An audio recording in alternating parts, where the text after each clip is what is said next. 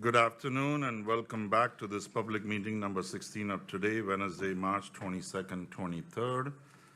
Today morning, all the ministers from the COM gave their presentation and updates on whatever pertaining to their ministry. Right now we have the members of Parliament the opportunity to pose their questions to the ministers. The allotted speaking time is 90 minutes in the first round and 45 minutes in the second round. According to the speakers list, I see MP Sarah Westcott-Williams. MP Sarah Westcott-Williams.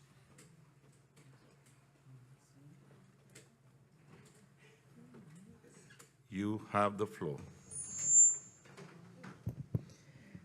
Thank you, Mr. Chairman, and a good afternoon. Good afternoon to you. Good afternoon to our support staff. A good afternoon to my colleagues. Good afternoon to the ministers and their support staff, the persons in the tribune, and the people of St. Maarten, those tuned in to this meeting. In fact, wherever you are, not only on St. Maarten, tuned into this meeting. Mr. Chairman, thank you once again for the opportunity. And I also want to thank you, Mr. Chairman, if you had anything to do with it, for adjusting the temperature in this hall.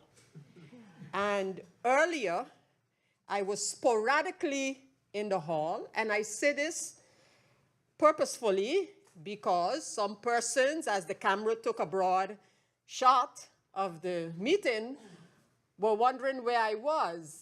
And I told, especially the people of St. Maarten already, if I am out of this meeting, any meeting, purposefully, if I walk out, if I sit out, I will tell the people of St. Maarten why. So no one has to do that for me. So I'm saying why now. I was not, or sporadically in the hall this morning, was because of the temperature in here. And so I thank you for, if you had anything to do with the adjustment of the temperature. But you know, Mr. Chairman, of course, I followed the meeting. I wasn't far, I was within earshot. And even not in earshot nowadays, technology, wherever you are, you can do as if you're in the meeting, following the meeting, or anything like that for that matter. So by being within earshot, looking at it on camera, etc., I did pick up some refreshing parts in some of the presentations. For example, a minister actually admitted that he found something useful from the past. Now that's unique. That's honestly unique, hearing how usually the past is addressed by ministers, usually. So, Mr. Chairman, I think I'll do for all of the ministers like I did for the Minister of Education, and I thank the Minister for Education because I said, Minister, could you provide me with your predecessors? Which the minister did in his answers. Thank you, Minister. All of your predecessors, you had them nicely lined up since 10-10-10. And I think all ministers should do that so that we have an idea, like when that happened, who was there? When that did not happen, who was not there? You know, so I think we should have that. I should get that from all of the ministers. In fact, this is a question, if that could be provided. So thank you, Minister. That was kind of refreshing. I found, and you even called the name of your predecessor where you found, I think it had to do with the aviation agreement or something of that sort. Secondly, what was also refreshing in the presentations was the deputizing. Usually, we would hear and hear, I don't know, ask the minister of this or the minister of that. But the minister of Romy, who could not be here in the meeting, was well represented by his colleague. That was a refreshing part of the presentation.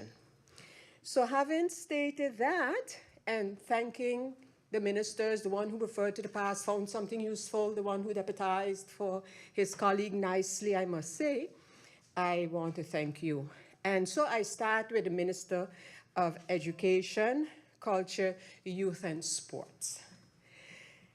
In December of 2020, during a meeting, the minister, I did say December 2020, the minister told Parliament that the creation of a monument fund was almost completed. So that was December 2020.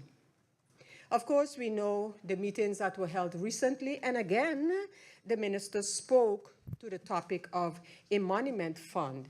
So I would like to know, Minister, in December 2020, not only did you say that the monument fund was almost completed, you also talk about archaeology policy being drafted at the time, and you talk very importantly about the efforts to buy back Fort Amsterdam.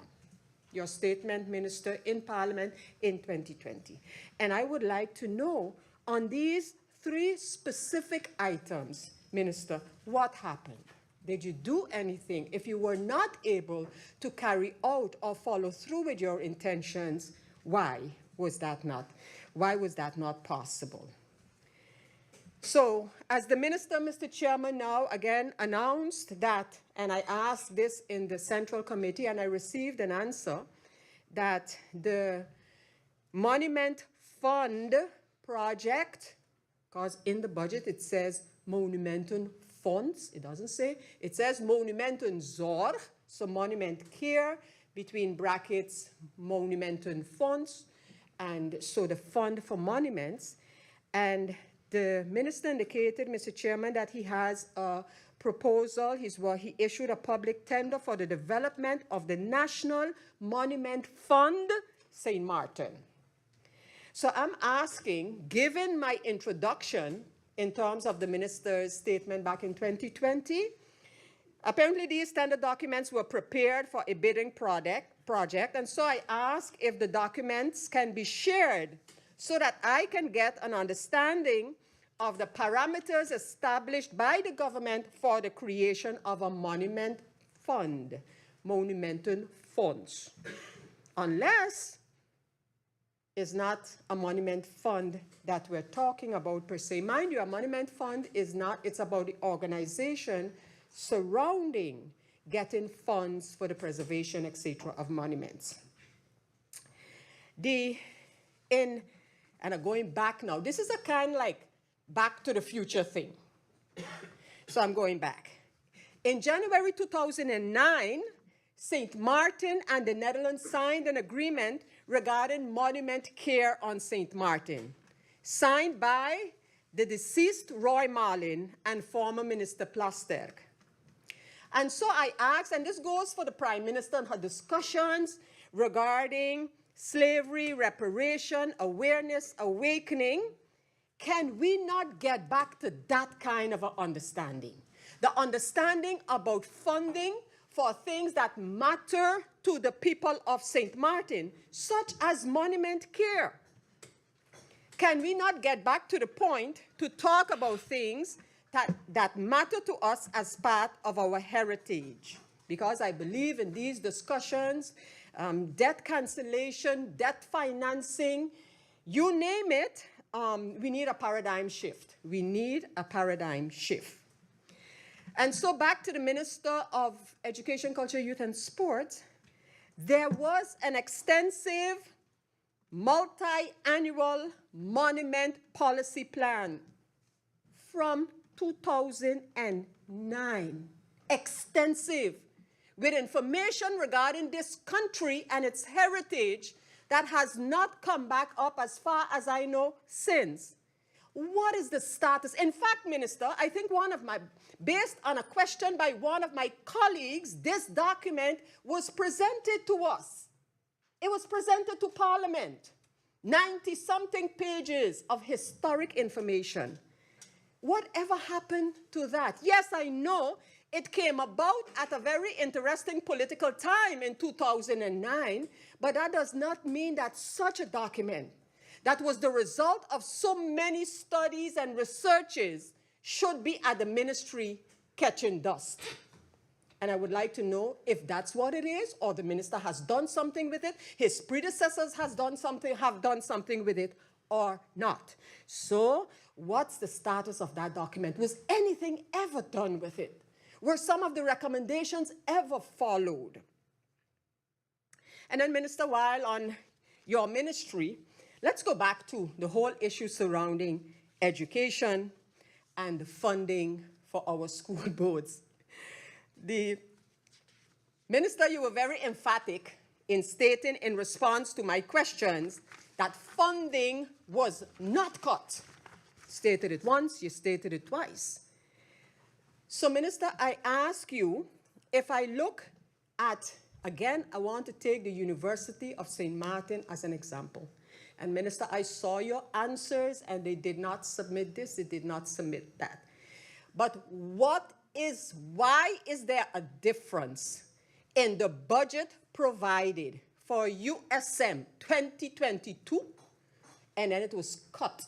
That budget was cut in 2023. And then, Mr. Chairman, the minister highlighted and said that his ministry and his ministry will not be going outside of the norms. Minister said it once, minister said it twice. Have these schools submitted a budget that is outside of the norms? Is my question. Same question, more or less, give or take, applies to the cut in the budget of 2023 compared with 2022 of the NEPA and other school boards. Mr. Chairman, I asked the minister during the deliberations in the Central Committee if he was aware of the court case won by the Protestant School Board in Curaçao against the government. The minister said yes. I think the minister confirmed he was aware of that case. But what did the case specifically say? And that's why I brought it up in the context of cutting the budgets of educational institutions. The courts condemned the government of Curaçao to adjust the tariffs and norms to allow that particular foundation to provide the education that they deemed necessary. That's what it states. That's the verdict of the courts. And so, if we indiscriminately are cutting budgets for school boards, what and how long would it take for a school board here to undertake similar action? My question to the minister. Minister, I received your answer regarding the laptops for schools, for children, for students, and you indicated your intention, maybe it's already on the way, to provide laptops now for secondary schools for the kids who are in need of such. So I ask, are these laptops for the schools? Is it still based on the research that was done for the 360-something students, I believe? And will these be provided to the students, or will it be like how it was done in the primary schools and be provided to the schools?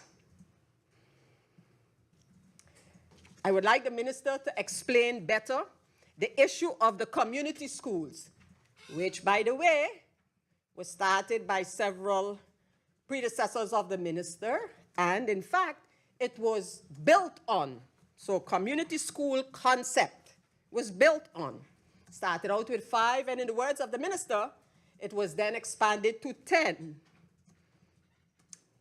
How many are being financed in 2023?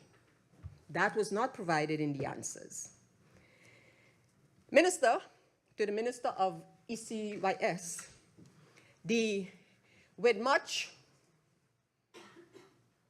don't want to use the word fluff, but with much apparently very excited, the government issued its media policy after whole controversy, pulled back, extended, put out, pulled back, etc. So now we have a media policy.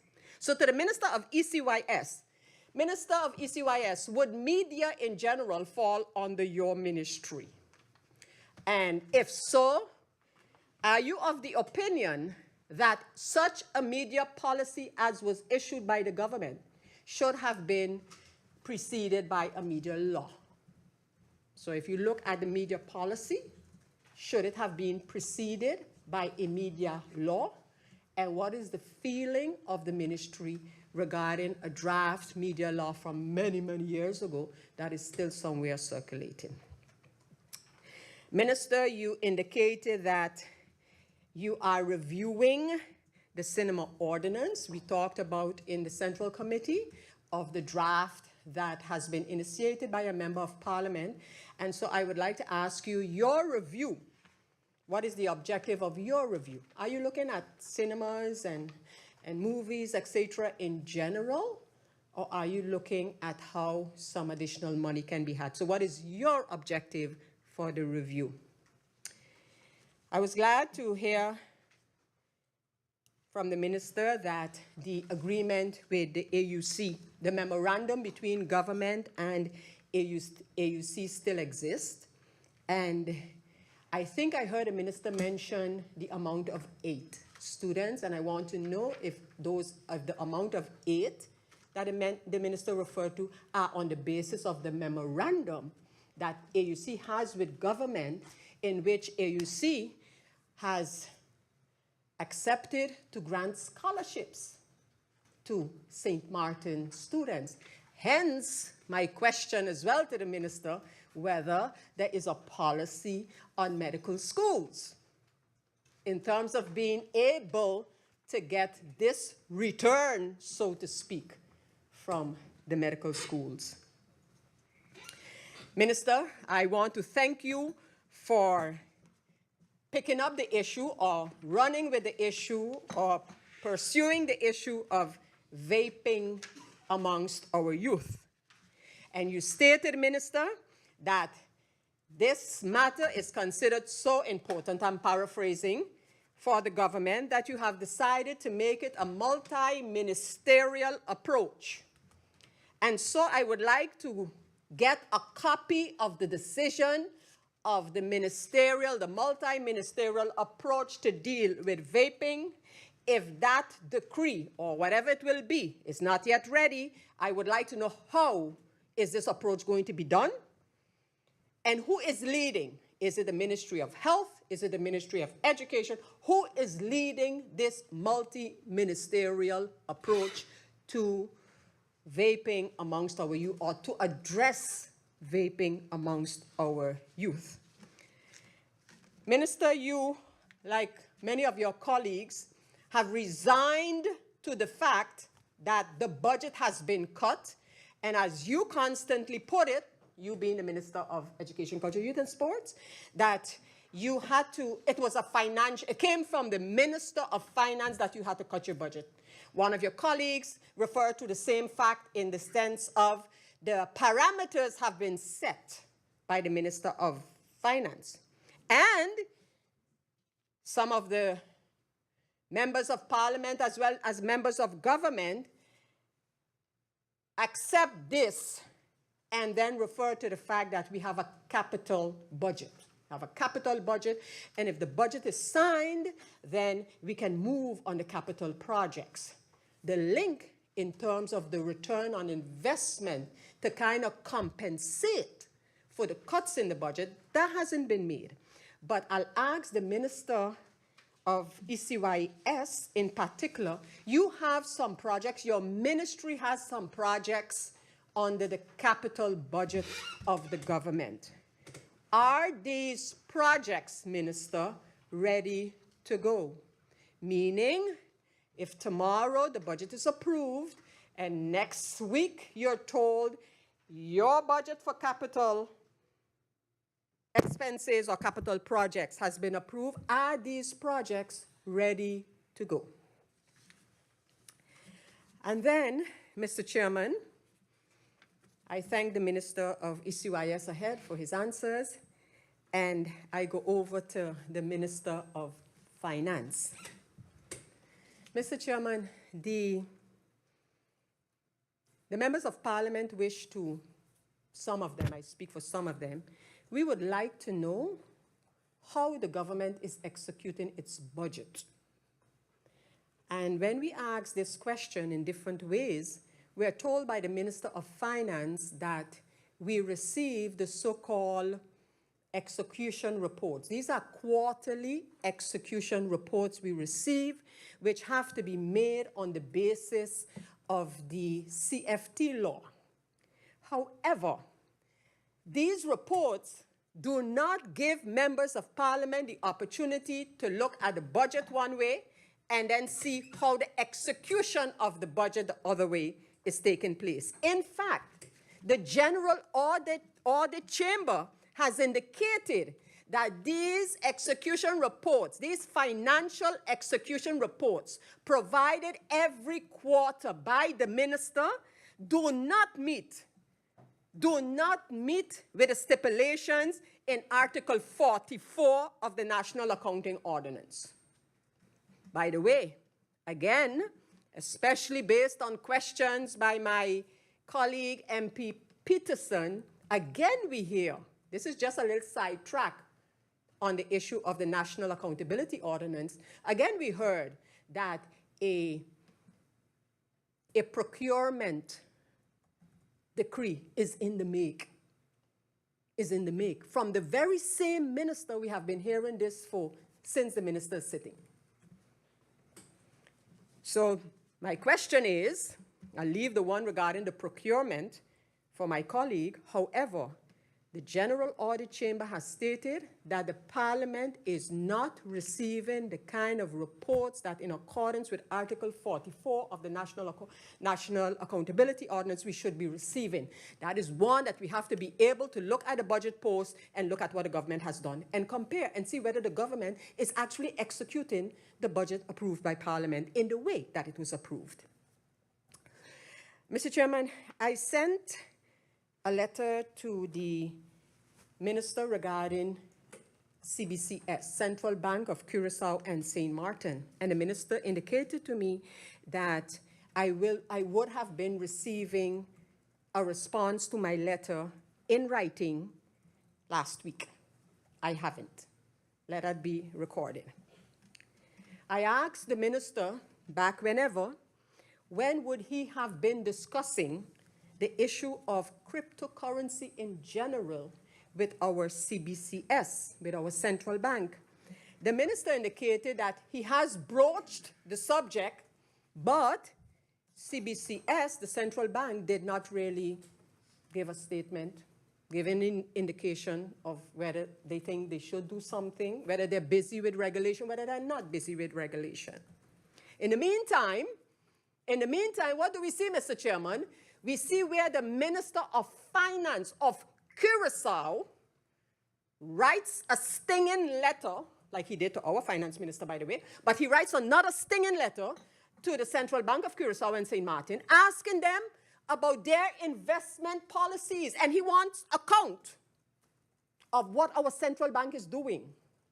He wrote it as co-shareholder of the central bank. So, is the Minister of Finance aware of the letter from his colleague to the central bank regarding the investment policy of the central bank? Because the Minister of Curaçao expressed in that letter to the central bank his concern about the investment policy of the central bank.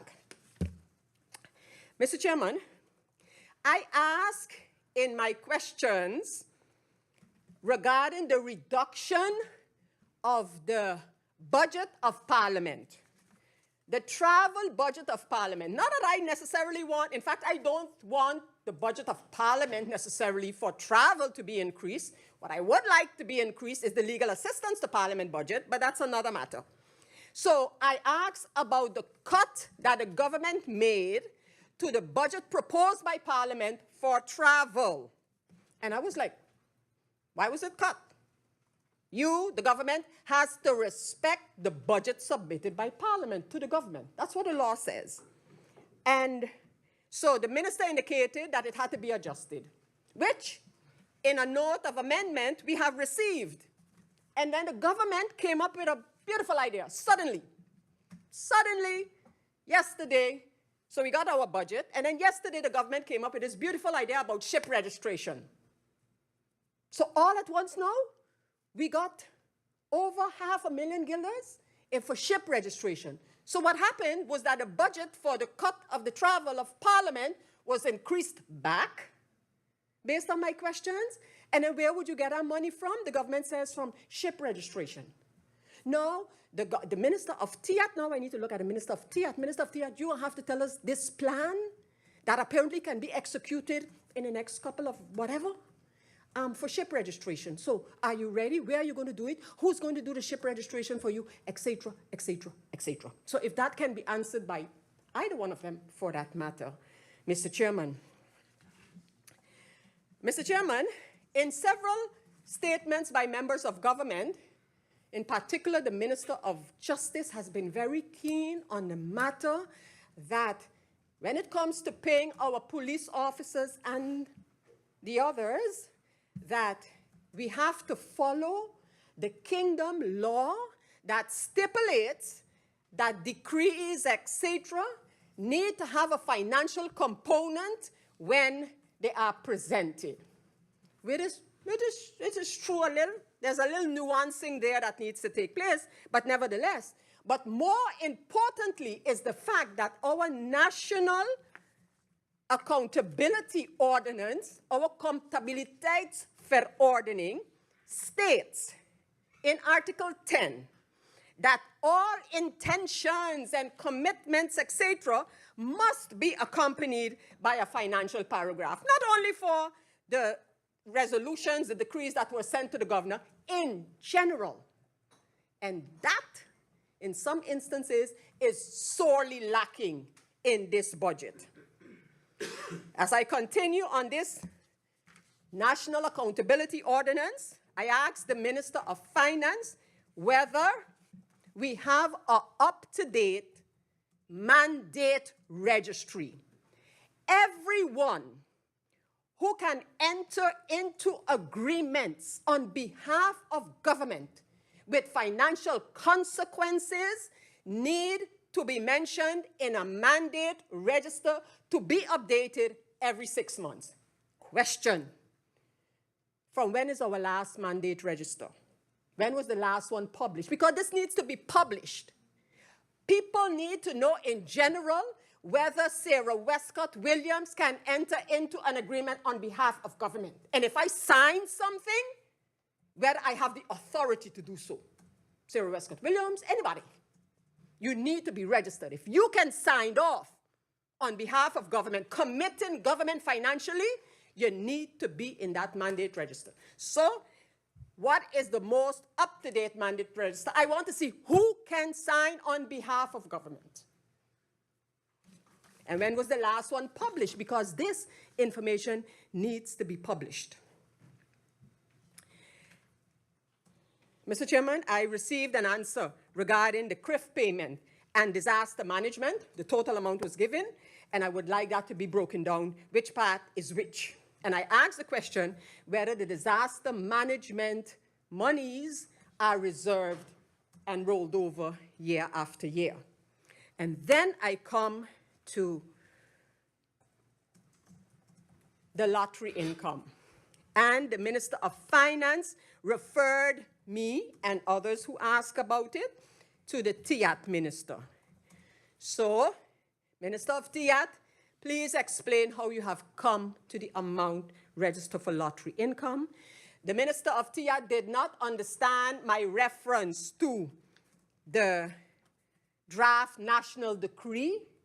So let me explain, and at the same time explaining that, let me ask the Prime Minister if she can please explain why the advices of the Council of Advice are not available on their website. Is there something there taking place? When I say taking place, I mean updating the website, whatever the case may be, because these advices need to be public.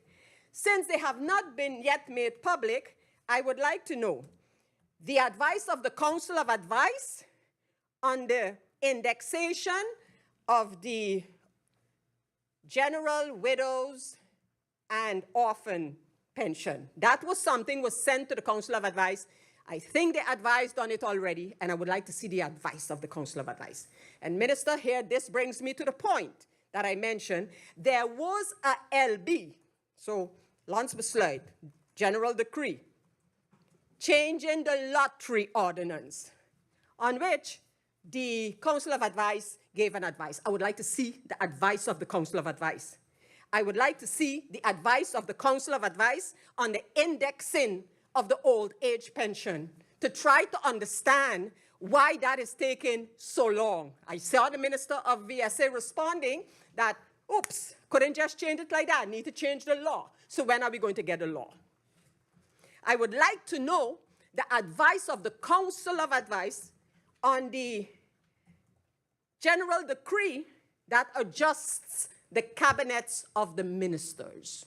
So there was a general decree sent to the Council of Advice to adjust the personnel, the staffing, whatever it was, of the cabinets of the ministers. I would like to receive the advice of the Council of Advice.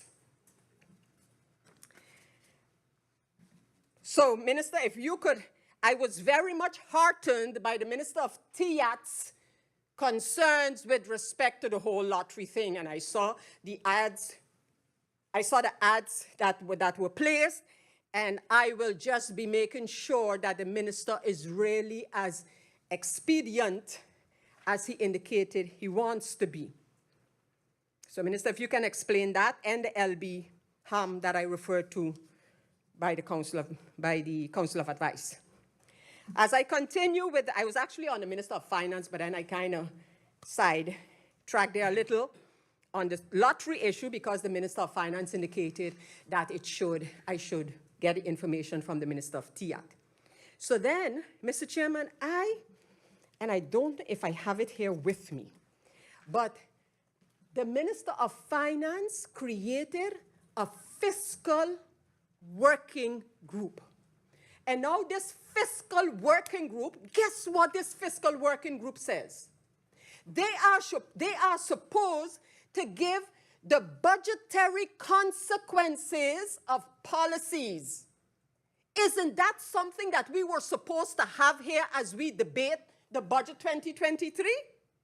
So, my question to the Minister of Finance, what about that fiscal working group? Were they not supposed to evaluate the budget and evaluate policies for the budget? So can the minister provide that decree so that everyone can take note of it? Okay. The Minister of Finance and I have been, and others as well, have been on this topic of tax reform, tax improvement, and who all have something to say about this. So in response to what the CFT is constantly hammering on with respect to casino taxes, this is the CFT. With respect to casino taxes, the minister said that the CFT would like to see the TOT exemption be removed from casinos. So my question is the minister in agreement with this particular aspect of tax reform? That's my question. So the minister tells us this is what CFT is constantly saying, but is he in agreement with this proposal from the CFT? And is a law being drafted? Are my questions. We have an estimate for Airbnb. Estimate of, I think the one on Airbnb is 5 million. And this is based on money generated by Airbnb for rentals for 2022. So I would like to know what is the current database based on which an estimate of 5 million has been put in the budget. Mr. Chairman, I guess this is going to be a difference of opinion all along. And that is that government could, for example, put in the budget a tourist, visitors, health, whatever they call it, tax at 10 million guilders and tell the parliament that the details are still to be worked out in a budget that parliament is expected to approve. So I repeat, it's called a tourist, a health, a visitors tax, and it is budgeted for 10 million guilders. And then we are told, but the details on that still need to be worked out. Where do you put an amount in a budget of 10 million and tell the parliament, well, the law pertaining to that, if it requires a law, You'll get it later on. The minister needs to explain where the increase in the vehicle inspection comes into play. So where in 2022, I believe it was, maybe 21, we collected 20-something thousand, 22 or whenever, or 30-something thousand, and now we're over 400,000 guilders.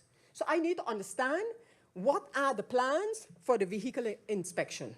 So where you go to check your cars, where you go to inspect your cars, who doing what and for how much, that the government could get that amount from.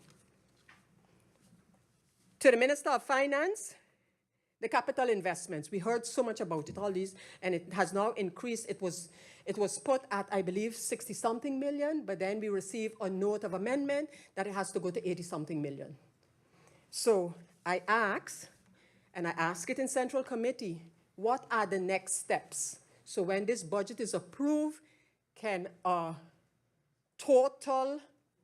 request for a total amount of a loan be submitted? What are the next steps, specifically per project? Unless we could get a total 85 million put at the central bank, and as projects become ready to shoot off, we can then get the money. So what are the following steps? And I would like some timelines. Mr. Chairman, I asked the Minister of Vromi whether there is a nature commission consistent according to law from representatives of public, private, civil society, etc. The minister says no, there's no nature commission. However, the law requires a nature commission. Just like when I asked the minister about the approving of the nature policy plan, the minister firstly said, no, that doesn't need the approval of Parliament. And then he said, I sent all you the thing back in September. But he sent it to us for, like, take note, not establishing that Parliament needed or needs to approve that nature policy plan. As I continue and I look at persons trying to climb the hill by the flag, I would like to know from the minister how the discussions regarding, because the minister said he's in discussions, I would like to know how the discussions regarding the hill where our flag is, how they are proceeding, as the current agreement expired in 2022. And I would like to know who is leading these discussions with the family that owns the land and with who we had an agreement that expired in 2022. I would like to know, since the budget was cut and cut and cut, and the minister said that the cemetery, especially the one in Coolsack, is a matter of urgency and priority, where would we get the funding from?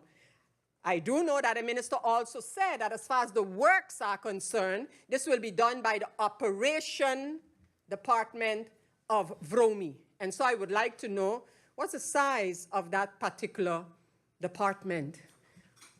How much of the work that needs to be done, for example, on the in the cemeteries, can the operational department of Vromi do? Mr. Chairman, and then I would like to know, I saw on one of the presentations earlier this morning that the intention is, again, to come with a road fund. And I would like to know, one, what's the start? How close or far are we from having a road fund? What is the road network plan, if any? And then, Mr. Chairman, if I look at the capital expenses or the capital budget, I see that in addition to roads that are going to be constructed, so to speak, there is also a budget for the overlaying, asphalting, if you wish, of main roads. Right now, we have had some asphalting, overlaying, not filling of the potholes. That, to me, is maintenance. But when we completely overhaul the road, to me, that's a capital expense. And if not, I stand to be corrected. But my question is, that overlaying, asphalt overlaying, Where does that come from in the budget? Or is this a sort of an advance on the to-be-approved capital budget that includes the overlaying of main roads?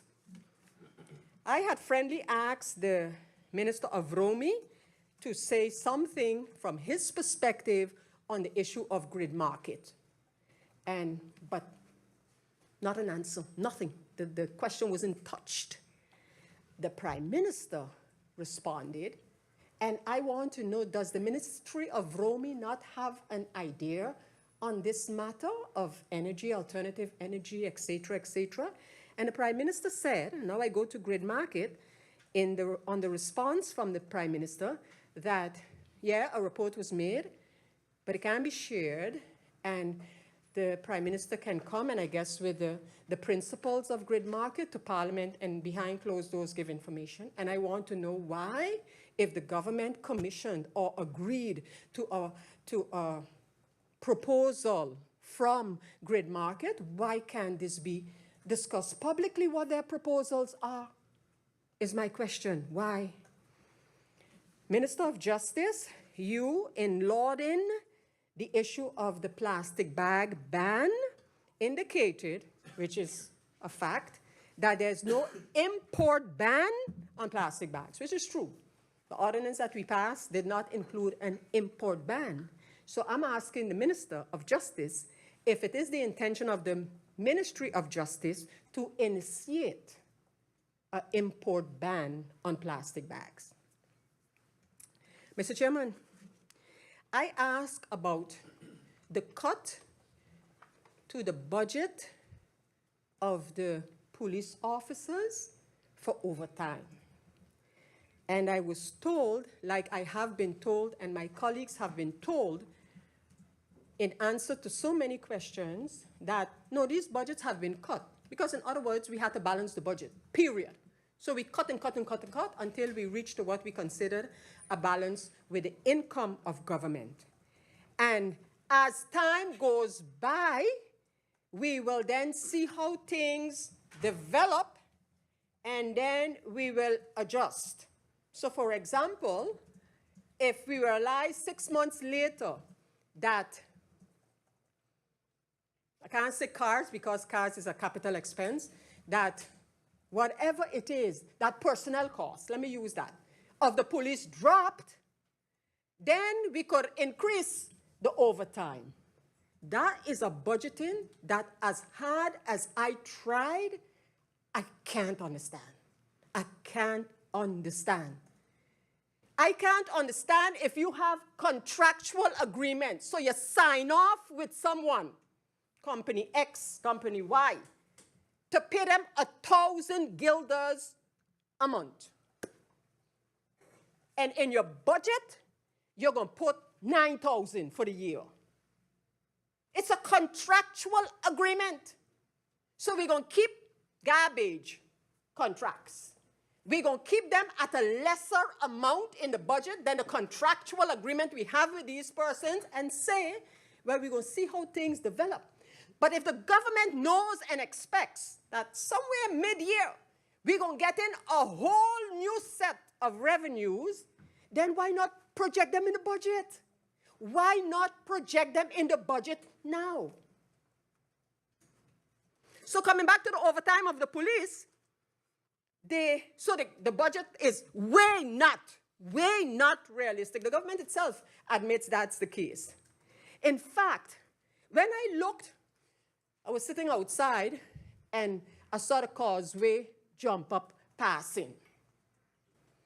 And the amount of police officers that had to be out for that causeway jump up, from the chief right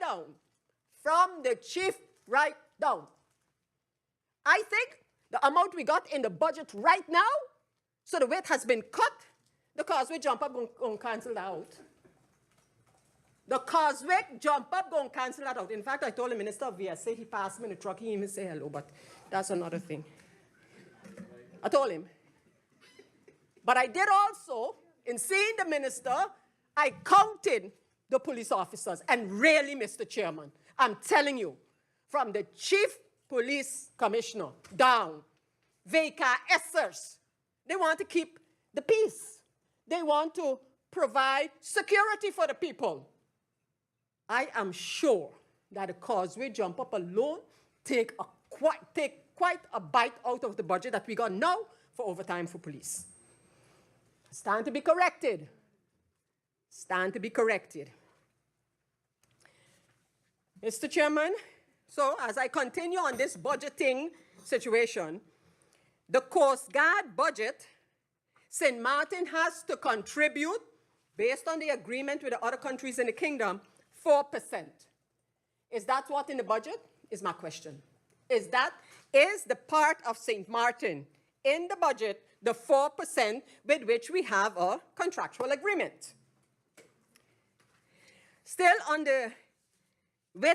within the Ministry of Justice, there was, and you see, the country packages are producing reports. And very little of what is being done with these reports do I see coming back. One such a report, and if something was done, I stand to hear. There was a Sint Maarten needs assessment on migration governance, if you please. So what has been done with that? Listen to the name. Sint Maarten needs assessment, so an assessment of the needs on immigration, on migration governance, not immigration, migration. So immigration and immigration. What has been done? What has been done with that report? I mentioned about the National Accountability Ordinance. And we had this issue here about the payment to police officers. I don't even want to kind of go there, but I'll still attempt to go there. In 2020, police officers were paid. We asked the Minister of Justice, but Minister of Justice, we hear what you're saying now, and that LBHAM has to be signed, and calculations have to be made, etc., etc., etc. But how was it paid in 2020 was our question. So to the Minister of Finance, the Minister of Justice said, we have to ask you. So by this, I'm asking the Minister of Finance, how was it done in 2020? How was the payment done? And can't, ahead of all the calculations that need to take place, can a similar payout possibility not be considered? The minister, to those ministers who have alluded to, addressed, expressed their concerns about gambling on St. Maarten, just recently I didn't know, but I saw where Turning Point indicated that March is Gambling Awareness Month. So, Mr. Chairman, we have a report from the Social Economic Council, the SED, on lotteries, and they address the issue of gambling. Mr. Chairman, we have a report from the General Audit Chamber on responsible gambling. Are the ministers under whose purview this matter falls aware of these two reports? I know most of the ministers have indicated. I remember the Minister of TIAT indicating that he had just learned of the said report. What about the report by the General Audit Chamber? Minister, if you're looking for a stick to do the things that you said about lottery booths and whatever have you, check the report from the General Audit Chamber. And they have some recommendations. And they're suggesting taking some of the monies that the government get from lottery and whatever have you, and put it into the social aspects of gambling. So I would suggest you do that. Mr. Chairman, I received several updates on the matter of the transitional shelter and how good it's working. and, you know, going back to when it was established and now it has been put on bid. Apparently the cost has dropped. I would like to know from the minister what caused the drop. From what I remember, what was on the board, it was 140 something thousand per month, per month. And it has now dropped to 130 something thousand per month. And I would like to know what caused that drop. So when the minister said operational cost, it's not the services yet. The operational cost is 130,000 guilders per month. I would like to get a breakdown of that. I have read in the budget and in answers references to port health services. And I would like to know, what is that? A new department to be created, because it said that the port health services will go under the cabinet of the minister. So I would like to know, what exactly is this port health services? What does it entail? What's the organization? So, as I asked before, I kind of went off a little there while I was by the Ministry of Finance. I went to the Ministry of TIAT, so I'll just repeat there where I had this question, and that is to provide a council of advice on the proposal from government to deal with lotteries. If I can get I want the advice from the council of advice. And then, Mr. Chairman, I asked about the investment and diversification policy. Government has an investment and diversification strategy of 2022. So it's not an old one. It's one of now. And somewhere in the budget it is mentioned that, no, I asked the question and the minister answered in the affirmative that EDC, so the Economic Development Corporation, will be the vehicle to execute our investment and diversification policy. And it was mentioned that the EDC will be subsidized. I would like to know how. How are they going to be subsidized? When will the interim director be officially in place? Because the minister indicated that when the interim director be put in place, that then we will get a business plan. I asked about the business plan of the EDC. What is the hold-up on the appointment of board members to the EDC? The Corporate Governance Council gave their approval to the 3 persons proposed by government to be put on the board of the EDC. And that's some time ago. So what's the hold-up with the appointment of these members? In fact, the letter of the Corporate Governance Council goes back to February 1st. Where is it now? So why hasn't the Council of Ministers approved these yet, is my question. And what are the statuses of the daughter companies of the EDC, such as Waterside, 1 daughter company, Hexagon, 2 daughter companies, Phillipsburg DIT Management, 3 companies falling under the EDC. What is the status of those? Because according to the report we received, these are also active. What are they? Minister, I read your answer to the issue of agriculture and fisheries, and the government is really keen on promoting, supporting, subsidizing. But Minister, the focus has been on agriculture, rightfully so. But what about fisheries? Not a word, not one single word. So what about fisheries? We saw the lagoon presentation. Is this going to happen under the auspices of SLAC? All the things that for the Simpson Bay Lagoon? So can the minister explain how he envisions that? And then I need the minister to give a clearer answer and for me understanding. It's not everything I understand. And reading about the Carnival Foundation, I don't understand. So were they supposed to send in a request, or were they not supposed to send in a request? Did they send in a request? Are they going to get their finances? And what does it have to do with that? A former how do you call them?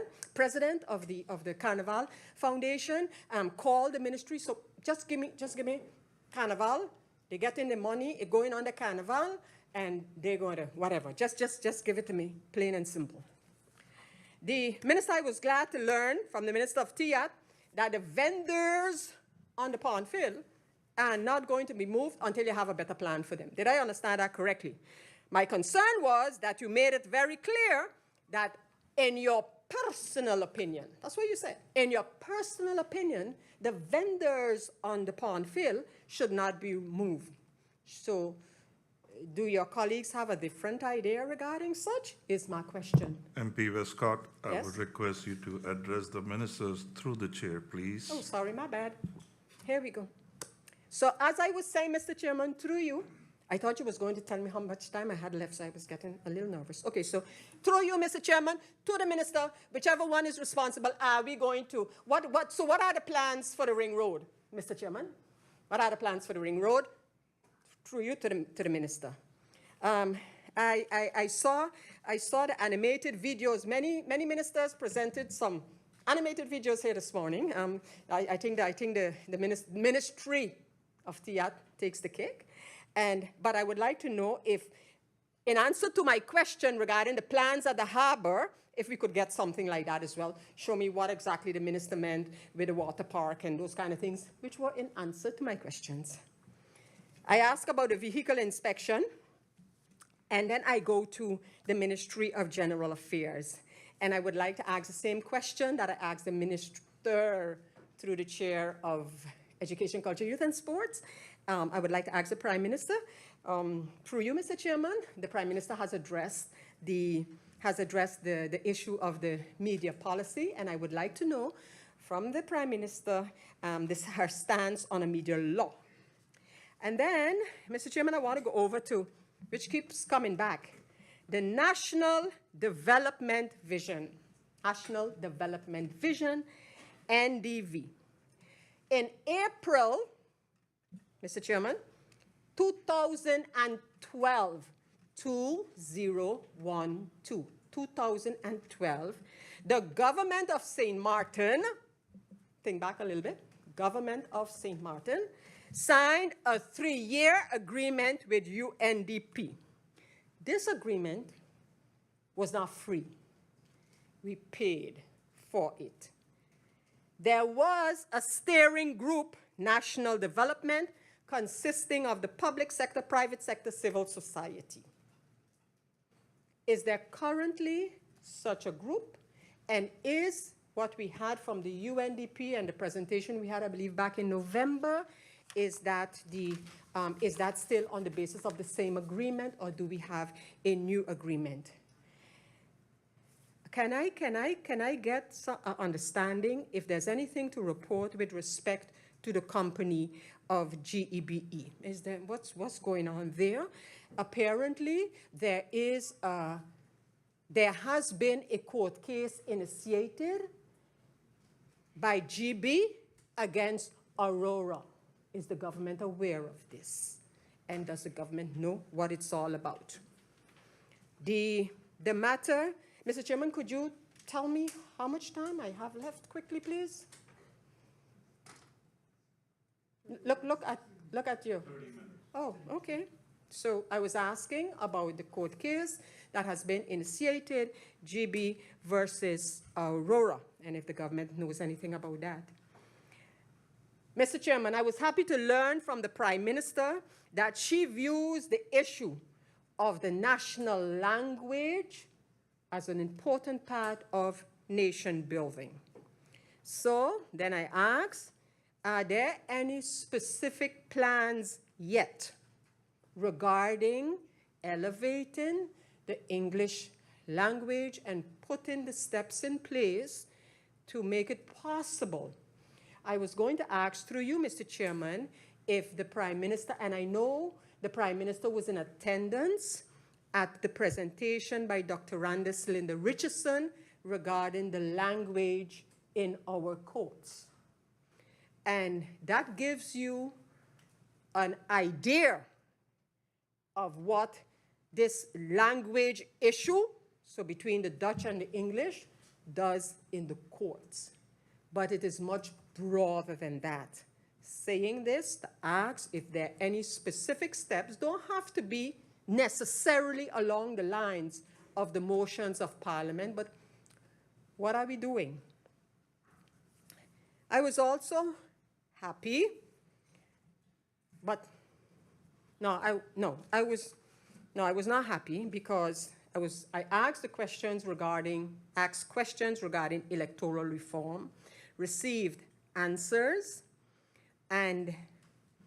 but would like to know, one, in my letter to the Prime Minister regarding electoral reform, I also wanted to engage with the Prime Minister on some of the issues in our Constitution that I believe need to be addressed.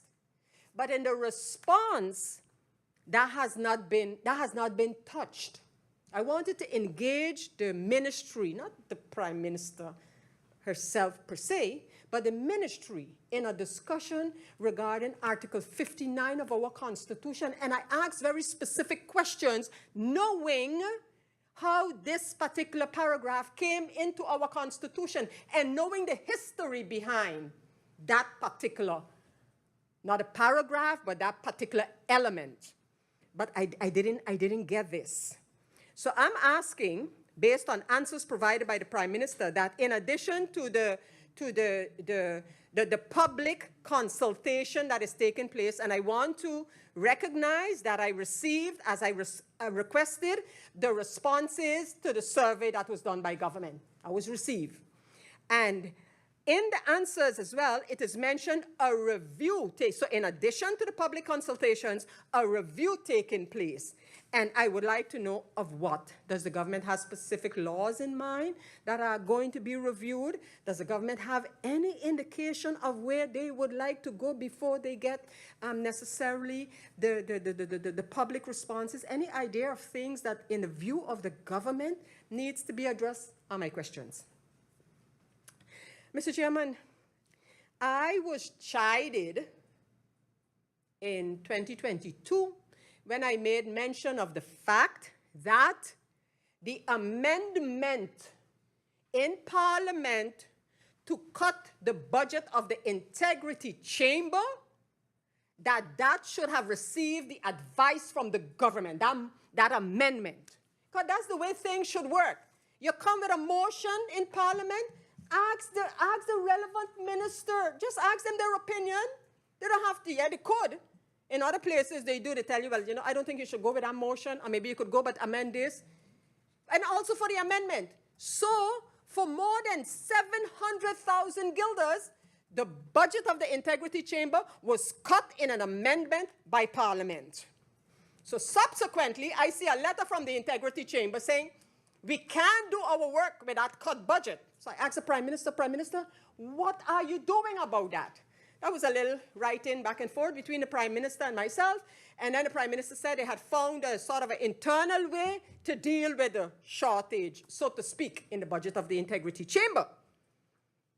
And then when I saw the budget 2023, I saw it was the same reduced amount for the Integrity Chamber. So I asked the Prime Minister, we're going right back to the 1.7. Prime Minister said she doesn't know, she did not know at the time how that happened and would have addressed it. And indeed, we got another note of amendment. And this note of amendment take the budget that was cut by amendment of Parliament in 2022 and carry it right back up to where it was before it was cut. So that's a note of amendment which we got before us. Mr. Chairman, I understood and was happy to learn that there is a plan from the World Bank, I believe, for a sustainable plan for the trust fund and the R4CR project that is ongoing. And I would like a little more explanation on this particular project. So when they're looking at a sustainable plan, have they done any work? Are we going to structure the trust fund and the R4CR in such a way that beyond the money from the Dutch government, these institutions can continue? I would like to know what exactly is the plan from the World Bank, because apparently they're working on something to sustain these these entities. So I asked the Prime Minister why the grid market can't be shared. I would like to see it. I would like to ask the Prime Minister if she has any update with respect to the Kingdom Conference that we spoke about in the meetings of Central Committee. And I would like to know, when will we have a SDG reporting tool? When will that be ready? Apparently, we should have one. We don't have it yet, and I would like to know. The Prime Minister knows my views on the SDGs, so I'm not going to belabor them, and I would like to know, when are we going to have a monitoring tool so that we really can see, so that when we sit with the Netherlands at the UN and talk about the SDGs, we can really bring Sint Maarten's situation forward. I asked about the Council of Advice website and publications.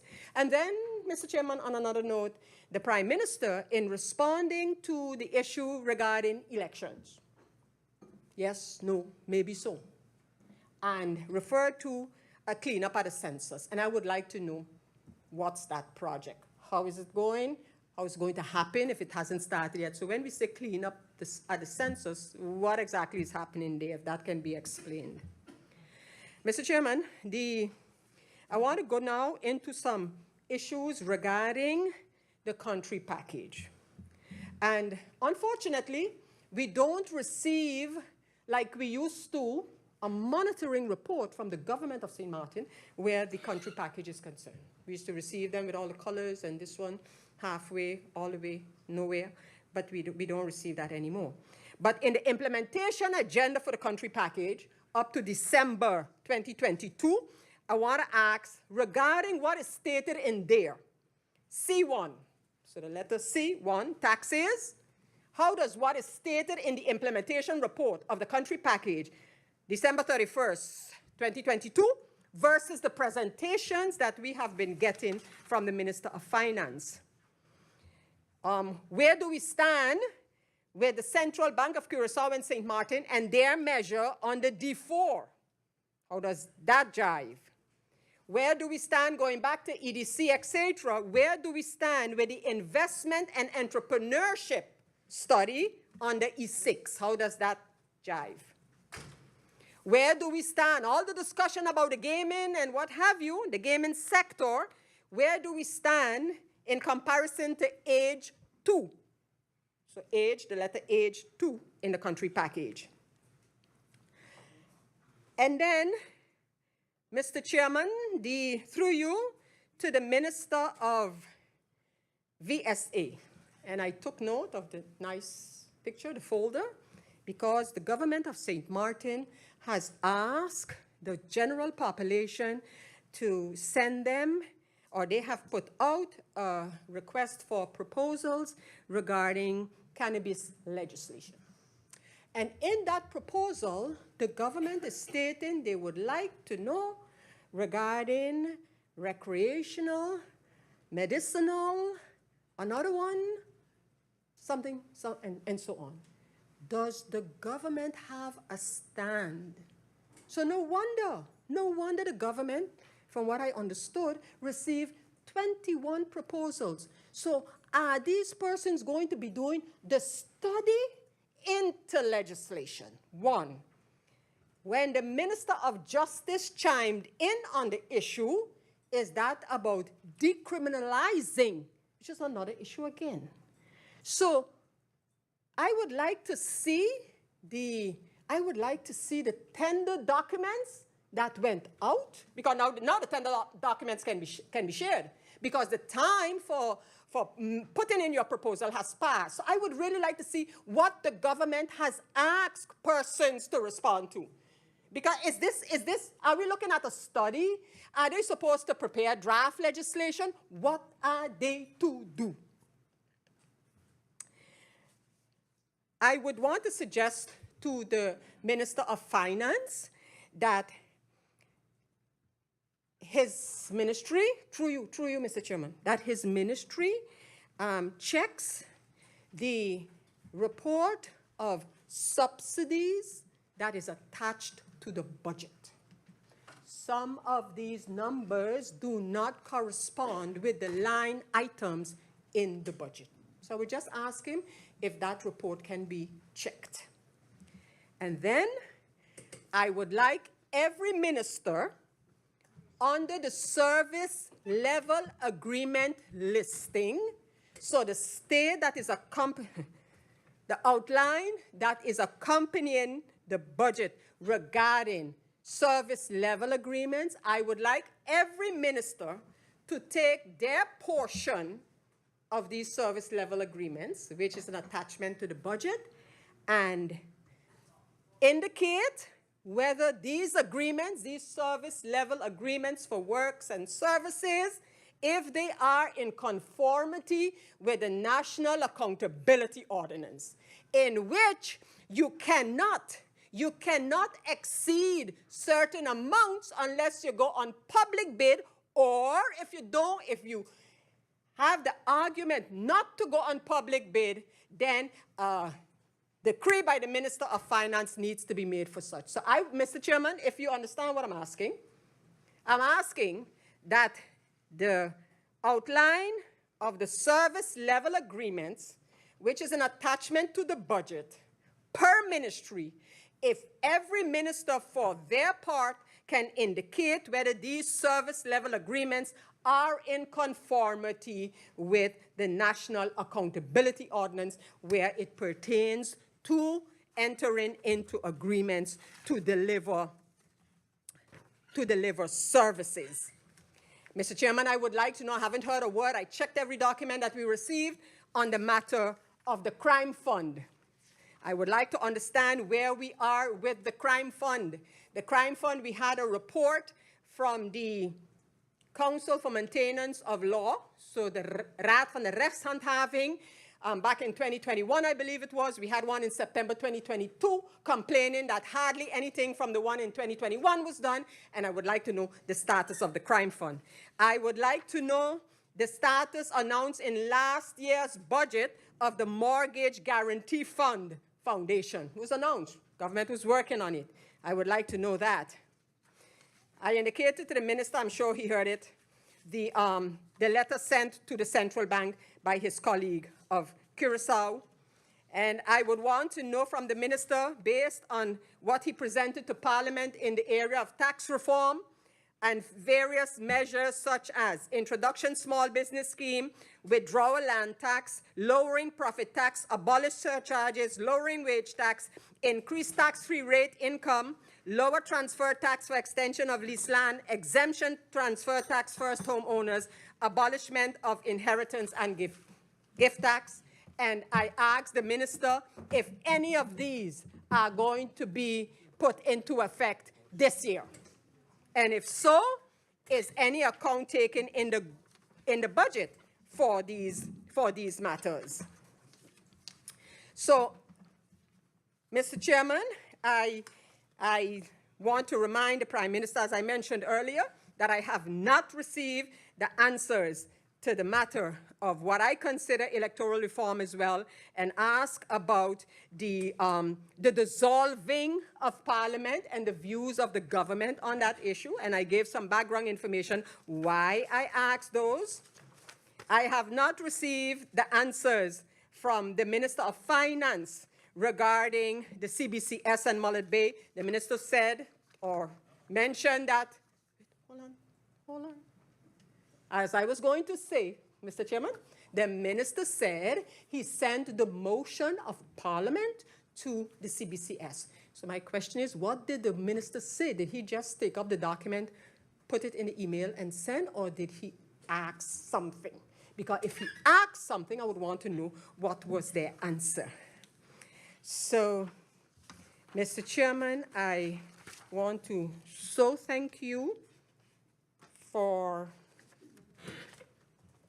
hold on, still have some time, that I just want to make sure I didn't miss anything, so that in the event I am not here when something comes up, that no one would feel they have to respond for me why I am not in my seat. But the temperature is still good, so I will be here for a while. And if it gets too cold and my tissues run out, then I'll be out of the hall. So I just want you to know that. And at the same time, thank you so much, Mr. Chairman, and look forward to the answers. Thank you, MP Sarah Westcott Williams.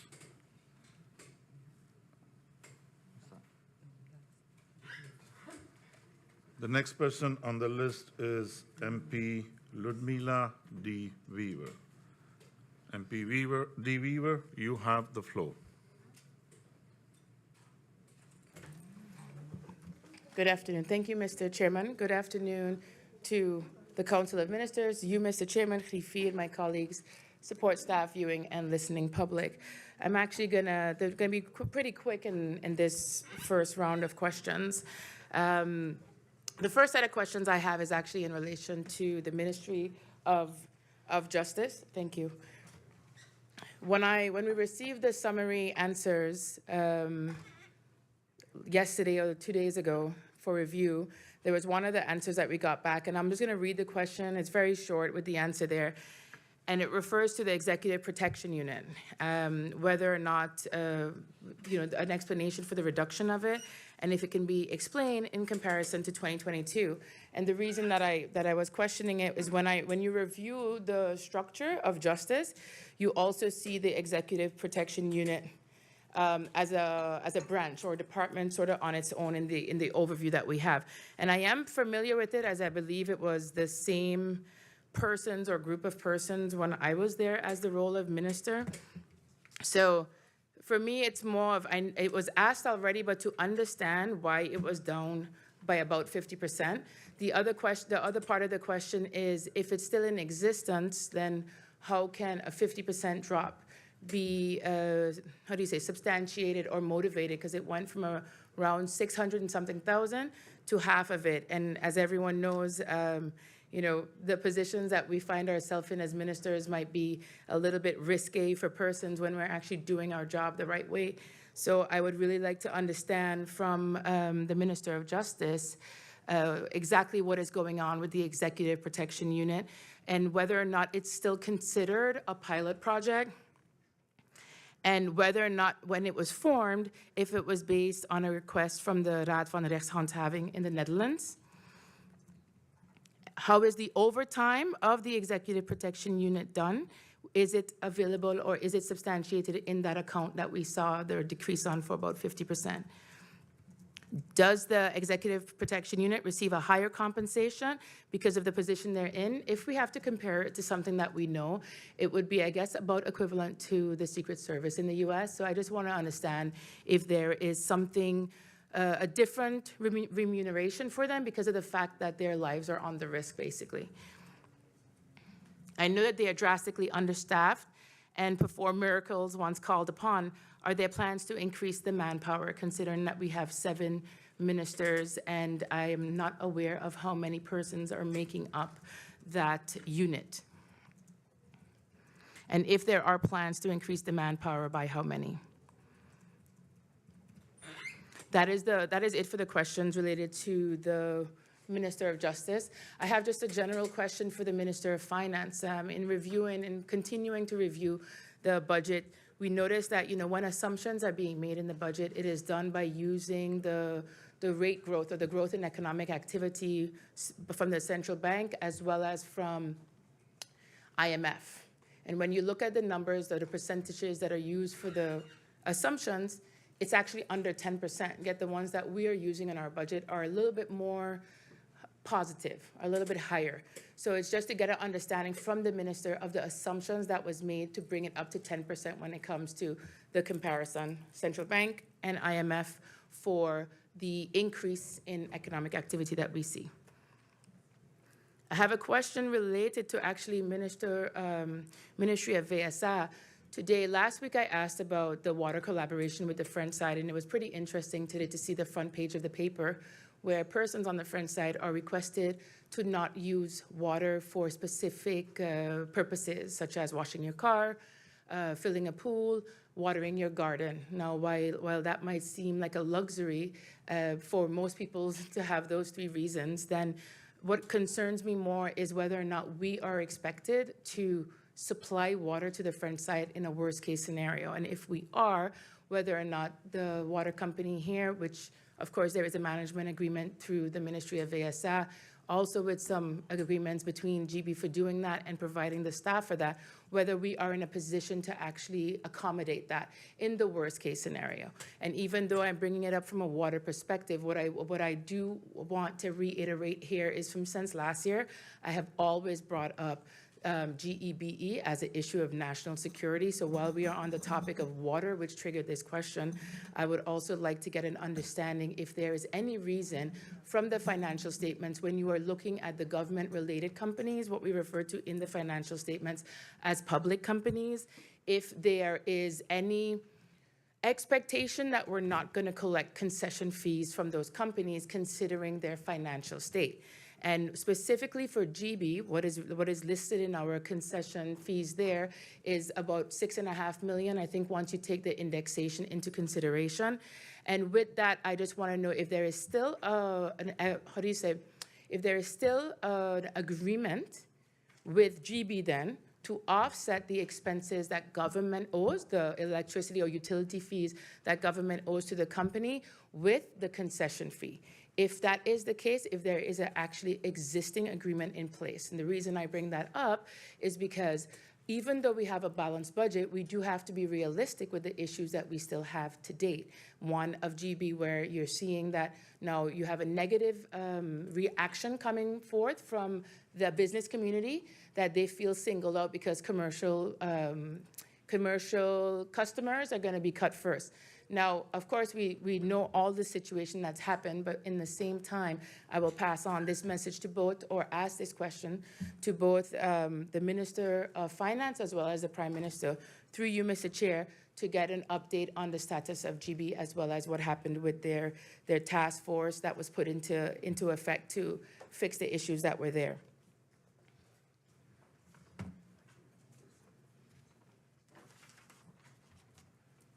Vesa. Trying to see if there's any more that I had in this round, and that is it for me now, Mr. Chairman. Thank you very much. Thank you, MP Ludmila de Wever. Next person is MP Christopher Emmanuel. MP Emmanuel, you have the floor. Thank you very much, Mr. Speaker, and good afternoon to everyone, my honorable colleagues, everyone in the Tribune, the people of Sint Maarten, the honorable ministers and their support staff. Good afternoon.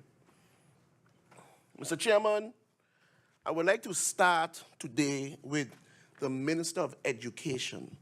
And really and truly, I had nothing much to say to him today after the Central Committee. But, Mr. Chairman, this morning as I was dropping my children to school, and we was passing the Sint Maarten Academy, the school bus pulled in front and crossed the road and let out the red signs that say stop. And my daughter was like, "Oh, Daddy, we are going to be late." Just pass on the side. I said, "Zuri, are you crazy? Daddy could get locked up for doing that. You cannot pass a school bus. Don't you ever think on doing that when you start to drive." She said, "Yeah, but Daddy, even the children and them are wrong because they are crossing in front of the school bus." I said, "No, Zuri, that's what they're supposed to do." She said, "No, they're supposed to cross in the back of the school bus." I said, "Where you get that nonsense from?" She said, "Daddy, really? It's the traffic rules." I said, "The traffic rules?" I said, "But when I was going to school, they told us to cross in front of the school bus." She said, "Well, somebody taught you wrong." I said, hello, I'm the father here, and I say cross in the front." She said, "But Daddy, the rules them say cross in the back." So I was confused, Mr. Chairman. I said, "Where you get that from?" And she pulled out her book. She said, "Look it right there." I said, "You give me that book, I go in Parliament today, and I'm going to ask the Minister of Education if that is the case." So I pulled out the book. Safety on the roads, Sint Maarten, Station and Sable, the Foundation for Traffic Safety. Whole and behold, the Foundation for Traffic and Safety. Make sure that you always seen. A bus stop in many places to let people in and out. Sometimes you get off the bus and you must cross the street. it is not so easy to cross the street then because the bus obstructs your view of the road. You do not have a proper view of the road. It is then very wise and safe to wait until the bus drives away. It goes on to say, if the bus has to wait a bit longer, never cross the road in front of the bus. Always cross the street behind the bus. And they have a little diagram here that shows the bus. And they say crossing in front, it says wrong. And it says crossing in the back, it says right. I would like to know, Mr. Chairman, through you, Minister of Education, which is which? Because I'm the father and I am confused. Because when I was going to school, we was taught to cross in front. Why? Because the bus stopped in front of the zebra path. So you have to cross in front and walk on the zebra path, on the, what do you call it? The pedestrian crossing. The pedestrian crossing. Which is which? So now I try to nice it up and say, perhaps that book is talking about a regular passenger bus. She said, no, Daddy, they're going to fly. No, it doesn't make no sense. It's a bus. Which one is it? And I was like, okay, well, you know they say Christopher Columbus discovered St. Maarten. Well, that ain't true, but it's in the school books. So not everything in the book is true. So I had to brush it off by saying that. So I am asking through you, Mr. Chairman, to the Honorable Minister, yes, which one is it? For the students, do you cross in front of the school bus or do you cross in the back of the school bus? I would like to know. And that's my only question I have for you, Minister of Education. I thank you very much. Now, Mr. Chairman, through you, and it's unfortunate, Mr. Chairman, because it's a beautiful design. And I remember when the first came up, I was like, I hope this one wins. And then when it did win, I was like, wow, okay, nice, really. The minister has some taste. Or his committee who chose it have some taste. What am I talking about? I'm talking about the license plate. I'm talking about the number plate. I would like to ask the Honorable Minister through you, Mr. Chairman, if he stands by the image of the number plate. And if his answer is yes, then I would like to ask the Honorable Minister if he intends to do a recall on the number plates. Why? Because I have never, ever seen number plates on St. Maarten with the numbers so small. So I said to myself, what's the regulation? And then I had some of my police friends call me and say, the number's too small. The number's this, the number's that. So I said, there must be something regulating number plates. There must be something. And I said to myself, okay, let me go and find out. And it states, Mr. Chairman, the dimension of the letters and numbers of the license plate referred to in subsection 1C are for motor vehicles other than motorcycles. 1, the height, 5 to 7.5 centimeters. Thickness, approximately 4 millimeters. Millimeters. Okay? It says here, and I want to make sure get it correct. It says, regulation of the Minister of Finance of October the 21st, 2011, establishing the characteristics of license plates, the number series for the various categories, the motor vehicles, and the fee payable for license plates for the 2012 tax year regulations on license plate 2012. I would like to ask the Honorable Minister through you, has this changed? Has it changed to present? Because, Mr. Chairman, if that is the case, right here, I have an actual size. Because I got one from a partner. I went and I photocopied it and made sure it was the actual size of it to measure the numbers. And I marked the numbers, Mr. Chairman. So when you take the ruler and you go right by this line here, and you go down, it's 4.7 centimeters. It's wrong. The regulations say 5 to 7.5. So you can't be under 5. This says 4.7. And if you go on, it goes on to 4.3 and 4.5. So I would like to ask the Honorable Minister, is there going to be a recall? And if that is the case, do you have budget for it? But then I say, let me go a bit further, because then you might want to question, what does the old plate says? Well, I have one here too. And if you take the measurements of the old plate, exactly 7.5. So the regulations on the old plate is correct. But on the new one, it's wrong. And the thing about it is, the minister make it known to us and the people of St. Maarten, this is your plate for life. Well, then I stand to be corrected for it, then not for life, but this is a plate you're going to be using because you wouldn't have to change it again. That sounds like life to me. But I could be wrong. So I would like to ask you, Mr. Chairman, to the Honorable Minister, who did the execution of the plates? And did they know what the regulation stated? Because according to the Honorable Minister of Justice, when asked the question concerning the payments to the police officers, she said, and I quote, me, Anna Elaine Richardson, is going to do it the right way, according to the law. Mr. Chairman, this ain't the right way. Nor is this according to the law.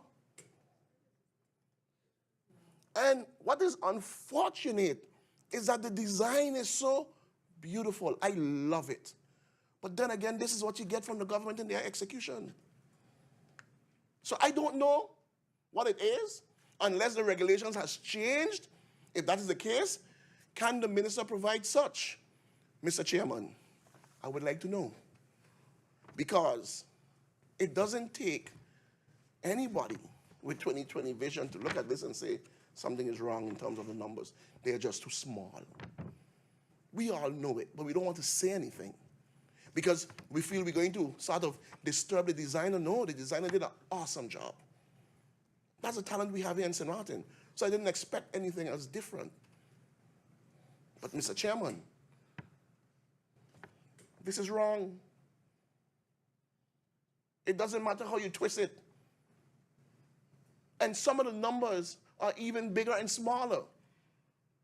But they got it right with the old plates.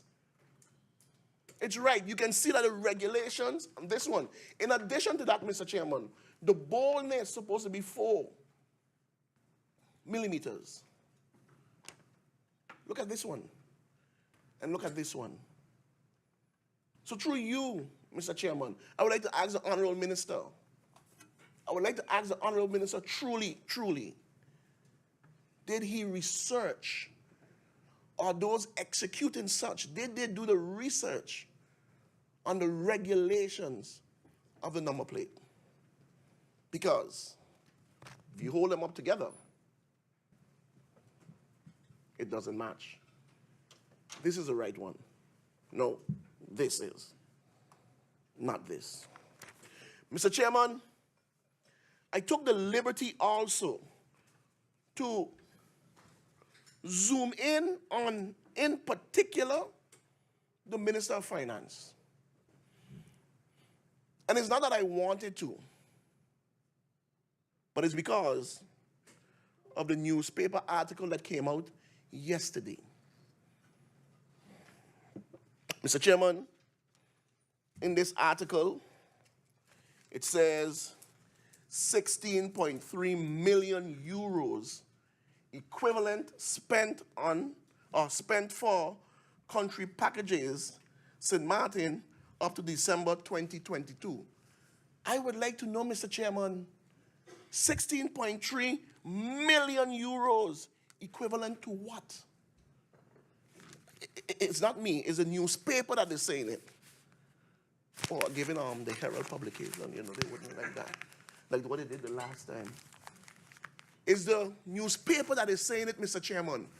16.3 million euros equivalent spent for country packages. And the article goes on to say, the equivalent of 16.3 million euros has been spent for country Sint Maarten.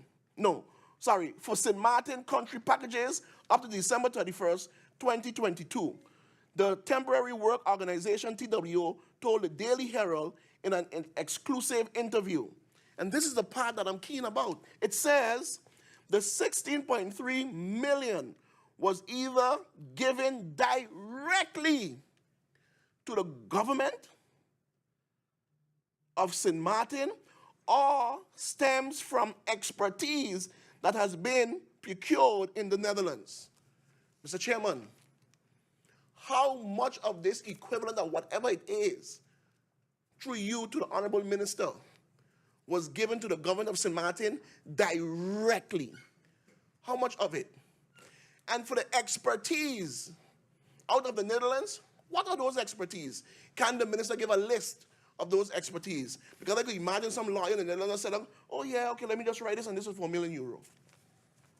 Exactly what are those expertise? And what were they for? I want a list of those expertise, Mr. Chairman. I want a breakdown of those expertise. In addition to that, Mr. Chairman, I would like to know what is it equivalent to? What is it equivalent to that was directly given to the government of Sint Maarten? Mr. Chairman, the article goes on to say, a total of 152 million euros has been made available for the country packages for the countries of Sint Maarten, Curaçao, and Aruba from 2023 through 2027. It says from 2023 to 2027.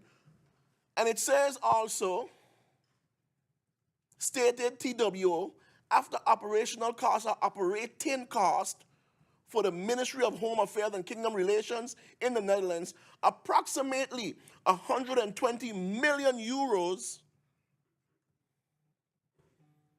will be made available for projects. Mr. Chairman, how much of that 120 million euros is coming to Sint Maarten? And what are the projects that they are talking about? They didn't say for staff. They didn't say for capacity. They said, this is the TWO saying, for projects.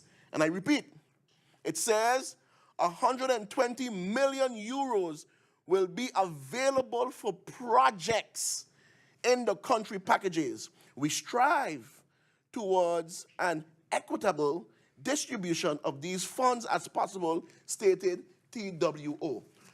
Can I get a list, Mr. Chairman, of all the projects and how much of that 120 million will be coming to Sint Maarten after the portion gone to Curaçao and a portion gone to Aruba?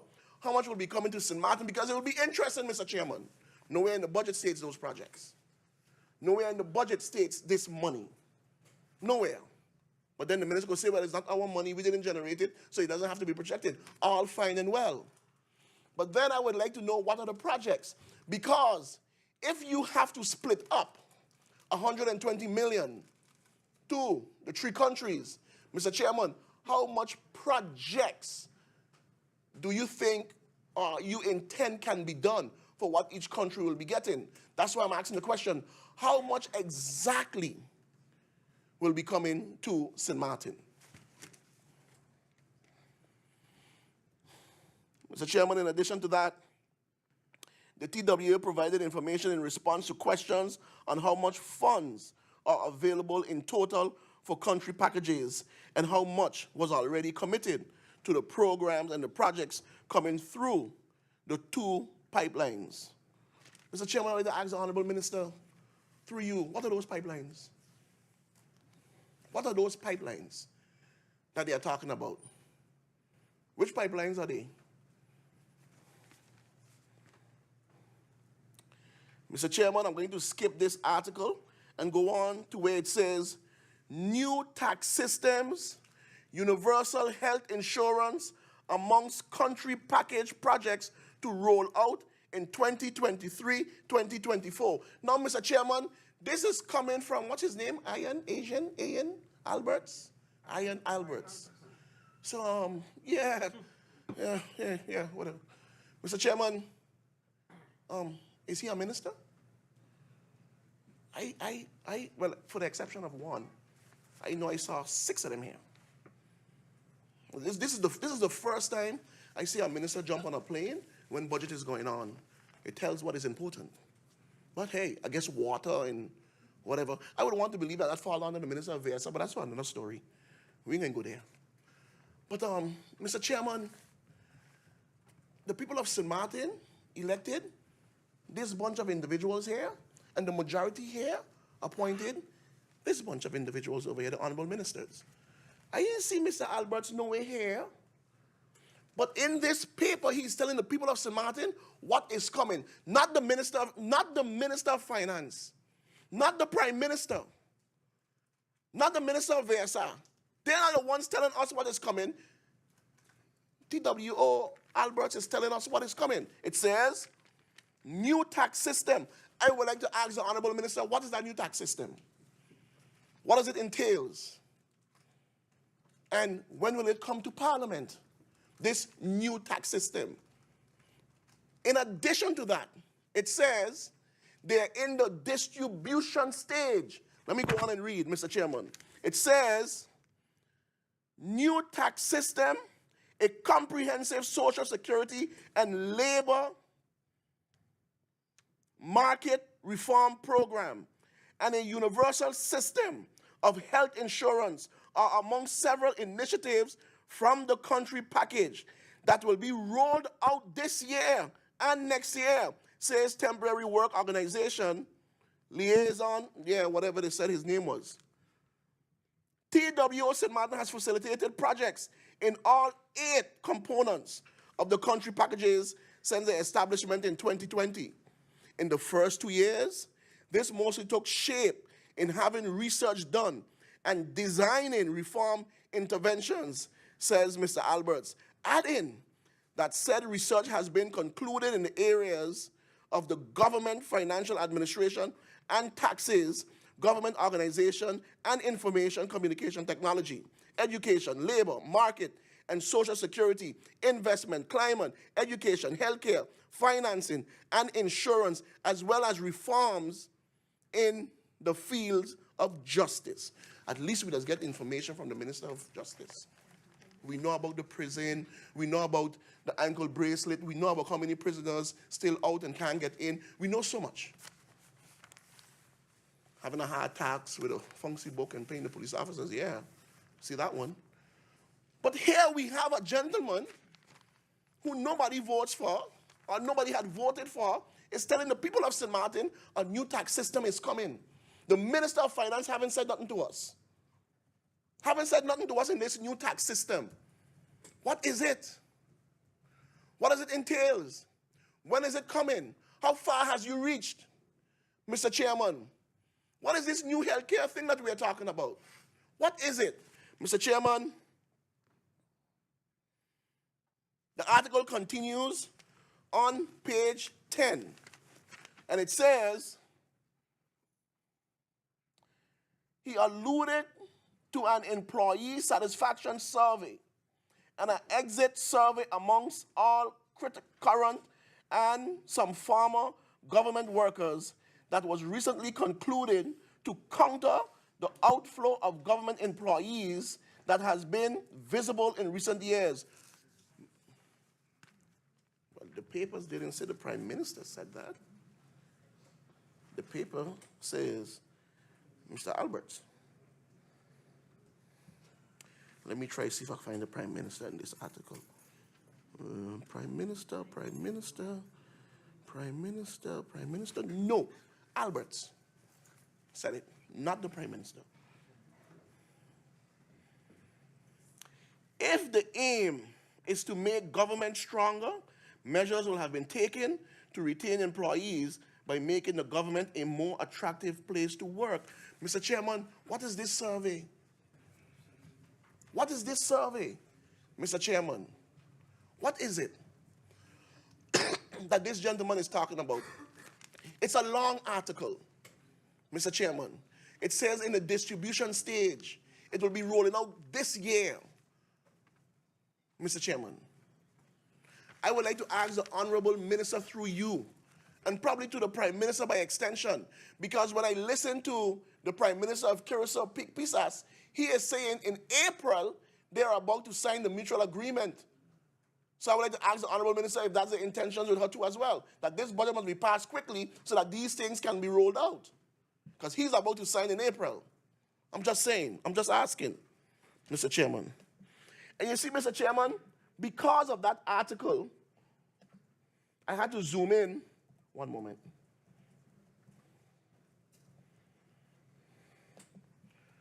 I had to zoom in on some questions for the Minister of Finance. So, Mr. Chairman, today, I'm dealing with the Minister of Finance. So, Justice and Versan, Vrami and all them, you're good. You're good. Because, Mr. Chairman, I am taken aback that you have a stranger to the people of Sint Maarten telling us what's coming in this country, and our own government having said not one word to us. I would like to ask the Honorable Minister, according to the General Lands Ordinance, all their directors of taxes, I would like to ask, is there a director of taxes? And if yes, can the minister provide the name of this director of taxes? Who is this director of taxes according to the above-mentioned tax ordinance? And what are the requirements and job description of this tax director? I would like to know, Mr. Chairman. What is the organizational structure of the tax administration, if there is one? How many FTEs, full-time equivalents, are there for each department that falls under the tax administration / the function book? And how many are there currently filled? Mr. Chairman, you see, if you have a complete stranger is telling us about taxes, then we need to know what's going on in the tax department. We need to know what's going on in the tax department. I would like to know, Mr. Chairman, what is the amount, percentage of the unfilled FTEs within each department of the tax administration? Is there a section criminal investigation within the audit department? If yes, how many persons are currently working in that section? Mr. Chairman, there is a head of the tax administration, Sint Maarten. What is the job description and the requirements, meaning education, to hold this position? What is it, Mr. Chairman? What is it? In any case, there should be in place a separation of duties between the different departments within the tax administration. For example, between the levying, the collecting, and the auditing of taxes. Mr. Chairman, through you, I wanted to ask the Honorable Minister, how is it possible that the head of the tax administration is carrying out all the positions for almost 10 years and no minister has established a correction in this behavior? Now you see, Mr. Chairman, what we get most oftentimes from this government is, I came and I met it so, and I'm fixing. Yes, you have to fix it. Why? All you ministers, for the exception of the new minister of TIAC, you guys are the longest serving ministers in the history of country Sint Maarten. Almost 4 years. Almost 4 years. And whatever you're fixing, you have to fix it because you're the one that broke it, Mr. Chairman. You have to fix it. Mr. Chairman, the risk of not having a separation of duties for these functions are far bigger and more complex. It is better to select an acting / interim head for these functions, amongst the active employees until we put the correct person in place than to have this continued. I would like to ask, we have a Sint Maarten, a one-man show by the tax administration. One person holding all the heads, all the functions. We have another individual who's a department head, acting department head for 12 years in the same position, working for 25 years and still can't be promoted. Mr. Chairman, this individual gives instructors instructions what to do and to whom it must be done. This individual gives the receivers instructions who and how to collect from. This individual's chosen who to audit for the Audit and Criminal Investigation Department. This is not correct. It is not correct, Mr. Chairman. Through you, Mr. Chairman, for the past and the last 20 years, SBAB, excuse me? I mean, you can pronounce it better than that, is what I have here. Is working on Sint Maarten collecting money for audits that they are executing while we never prepare courses for the administration level employees to follow and be able to advance one day to become auditors. The Audit and Criminal Investigation Department would only have 3 employees by the year 2026. Through you, Mr. Chairman, is it the intention to let SBAB take over or under a different name such as ATS? As I understood, Mr. Chairman, ATS is performing audit on Sint Maarten. But this is against the law. I would like to ask the minister, are you aware of that?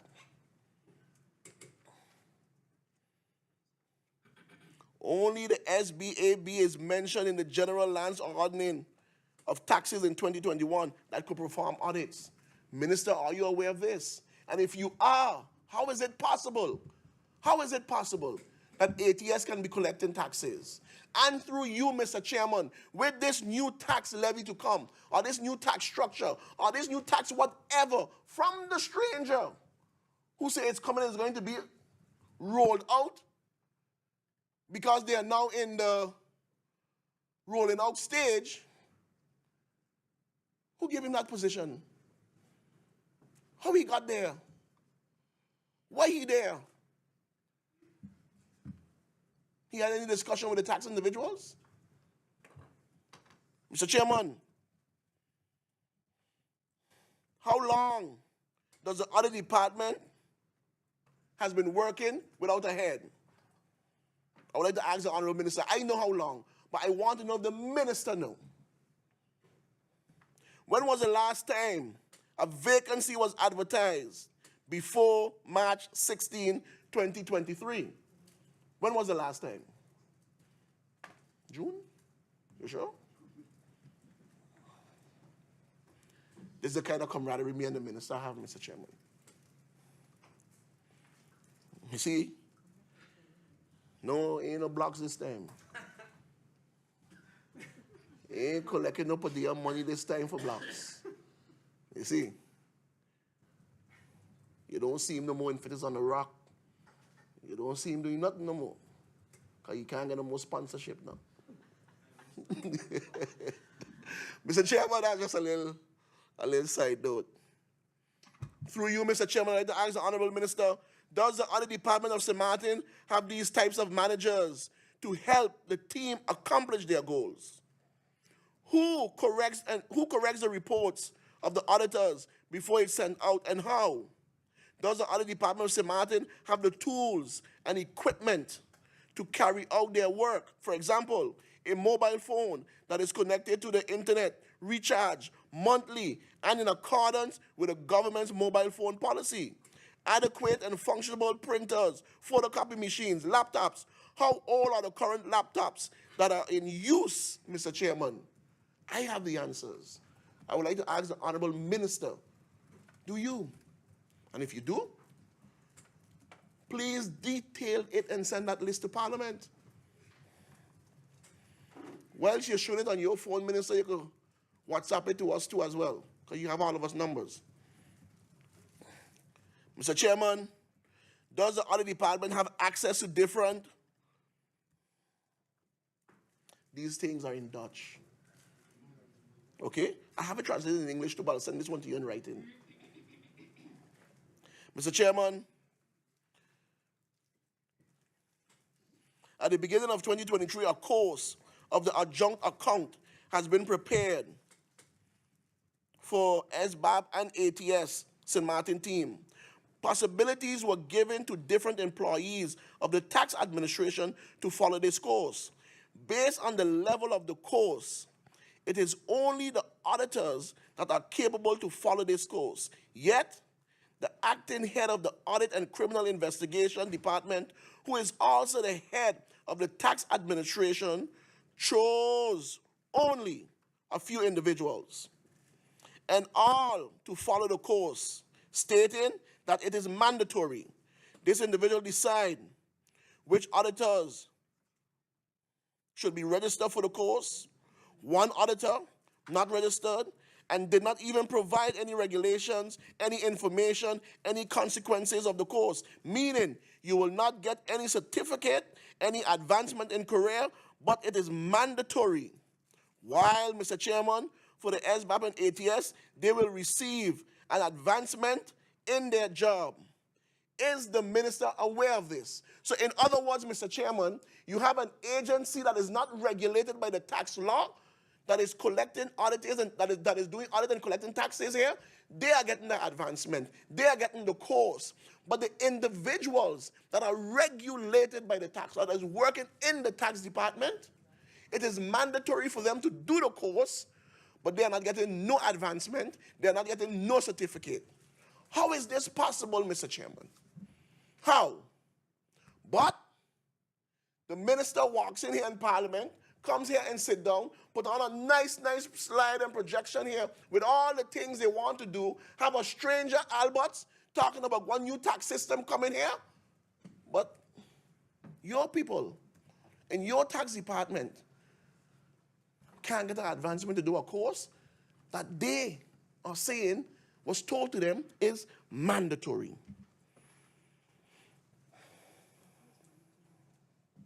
Exactly. How is it mandatory? You can't get nothing for it.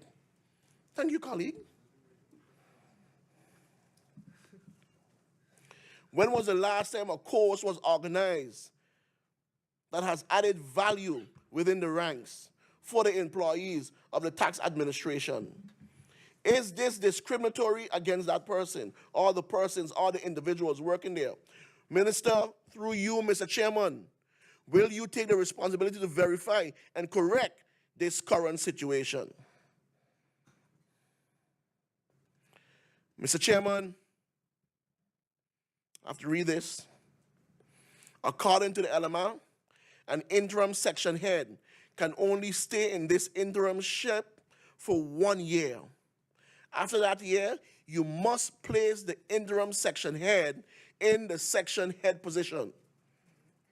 Mr. Chairman, through you, are you aware that in the tax administration, there's an interim section head business tax individual for the past 12 years?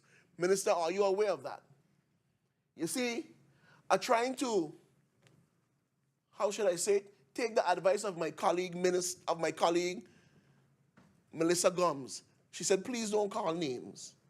So you hear me saying this person and this individual, and it's right on the tip of my tongue to call the name, because that's just who I am, and she making me change my stripes. And it's not really working for me, so I might just blot out a name sometime. Mr. Chairman, and recently the head of the tax administration brought in a consultant to work side by side with her. While the consultant is pending for her court case, breach of integrity, Mr. Chairman, a friend of the head of the tax administration, that is called nepotism. I hope they don't come and pick me up for abuse of, what it was? Abuse of power and, what the other one was? Mr. Chairman, The function is not being advertised at no point in time. Yet the function for the section head income tax was advertised. So the interim section head income tax, who started working way after the interim section head business taxes, was able to apply for the position, and the interim section head business taxes is still waiting for the position to be made open. Mr. Chairman, this is what I'm talking about. 12 years.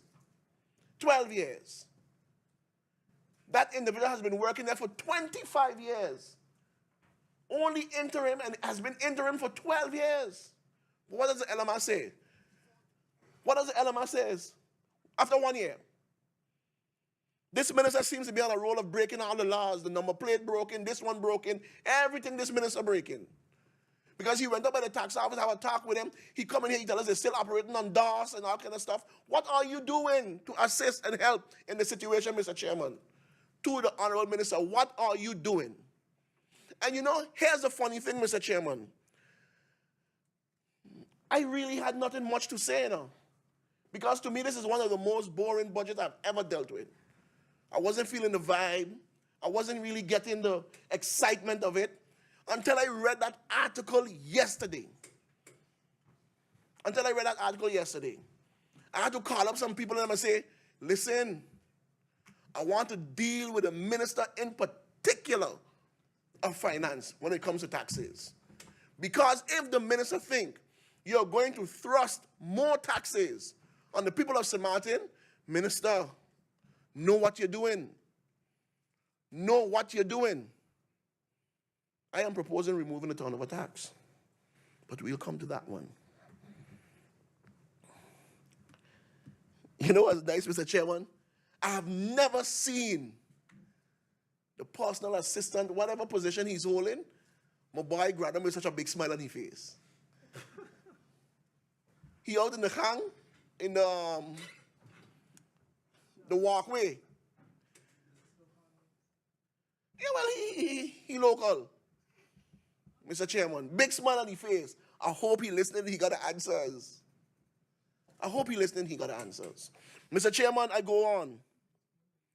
The consultant who is supposed to be working on the backlog is giving the employees instructions and orders. Are you aware of that? The tax administration that is there, persons carrying out functions, positions, but are not paid according to the scale of their function. Mr. Chairman, that's a violation of the law. That's why I said this minister is breaking everything. He's breaking everything. But you know what he's going to say, Mr. Chairman? I came and I met it so. Oh, this was done before I was born. According to the Minister of Education, 30 years the vocational school has been like that. 30 years. Yes, 30 years the vocational school has been like that. But you are there for almost 4 years. And you still can't list whether it's a high school or not. Mr. Chairman, is the minister aware of those issues in particular at the tax department? And if the minister says yes, can the minister detail in his tenure thus far what it is he has done to remedy those situations, those issues? Mr. Chairman.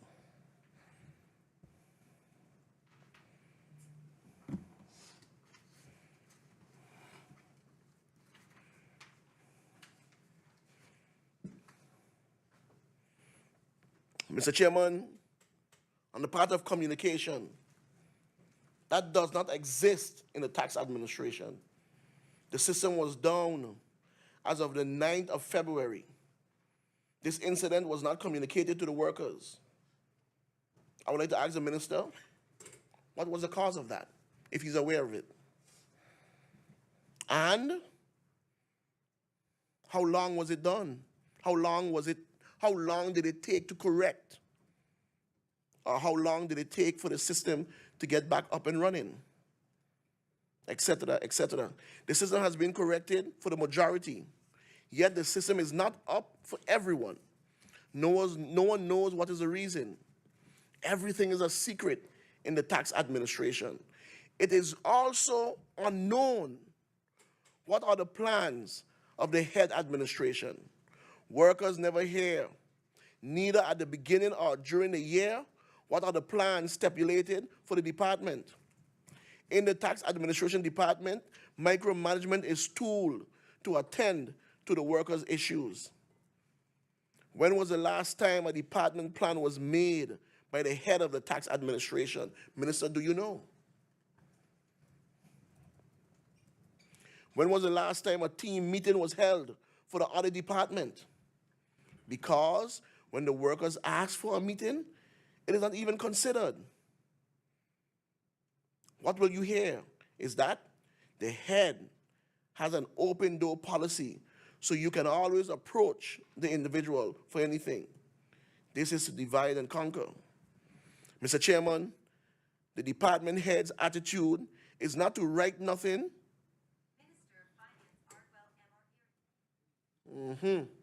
You see how the communication does work, Mr. Chairman? So the minister stay on one side, jump on the phone, WhatsApp, send it on this side, and plot. Start to twist and spin. When I tell you guys, the mighty cheerleader, you see what has happened when you spend one night? Now all of a sudden you come out and you feel you got street cred. But you ain't wearing no khaki. You ain't went up on the hill. You went with the big boys. You know? But now they strut in, Mr. Chairman. Mr. Chairman, I would like to ask the minister, who is tasked with the implementation of the OECD regulations for the tax administration, and based on which article of the law or policy? Mr. Chairman, is the CRIFES system, the receiver's office system? The CRIFES system has a glitch in it. At certain point, it pays out people double. And then after, if the receivers finds out, they will come to collect. I would like to ask the minister if he's aware of it. And if he's aware of it, does the minister have a solution, Mr. Chairman? Does the minister have a solution for this? How much time I have left, Mr. Chairman? A lot? Oh, yeah, good. Mr. Chairman,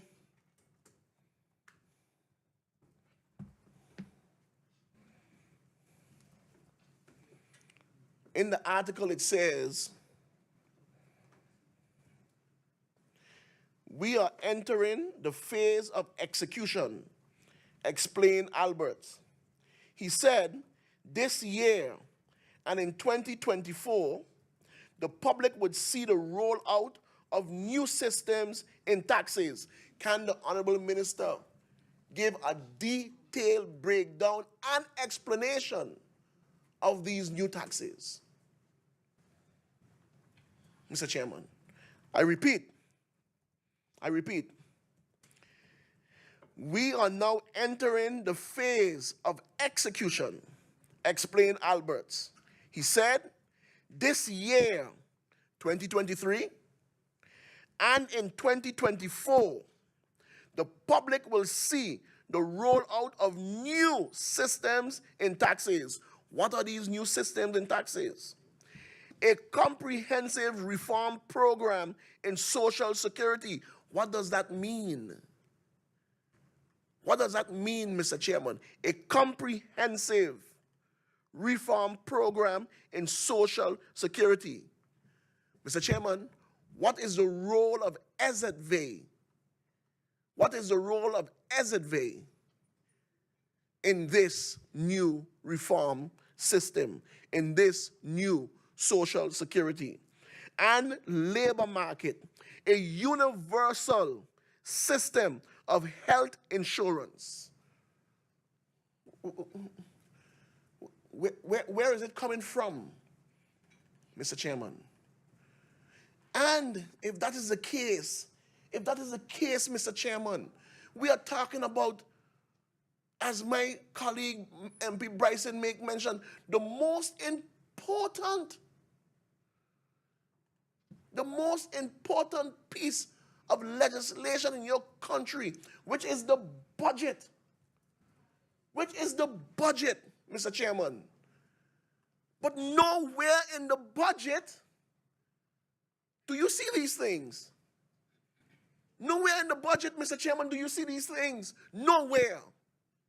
But they're being rolled out this year and next year.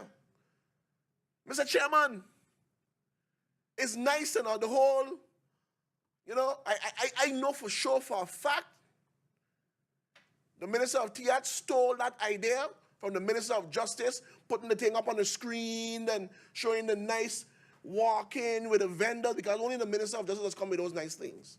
She does put up your name and the questions you ask, and real nice, real nice. So it's nice to show all those nice things, even though the crew's paying for it. But the minister make it sound like, you know, they doing it, but Carnival are one of them paying for that. But nowhere in the minister presentation, nowhere in the minister presentation, minister, you have it here? Nowhere in the minister presentation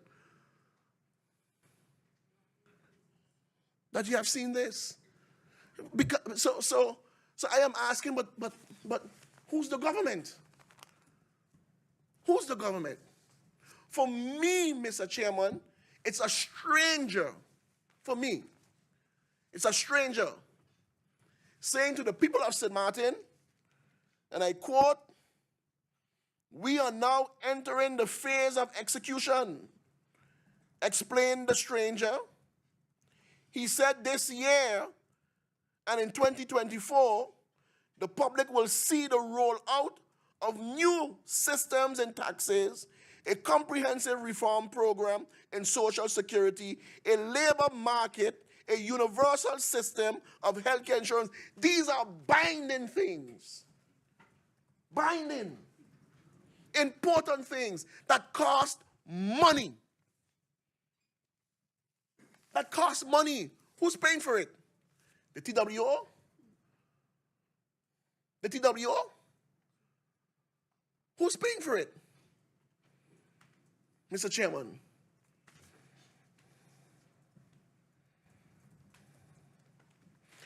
And several programs that will result in a government apparatus that renders better services, Mr. Chairman.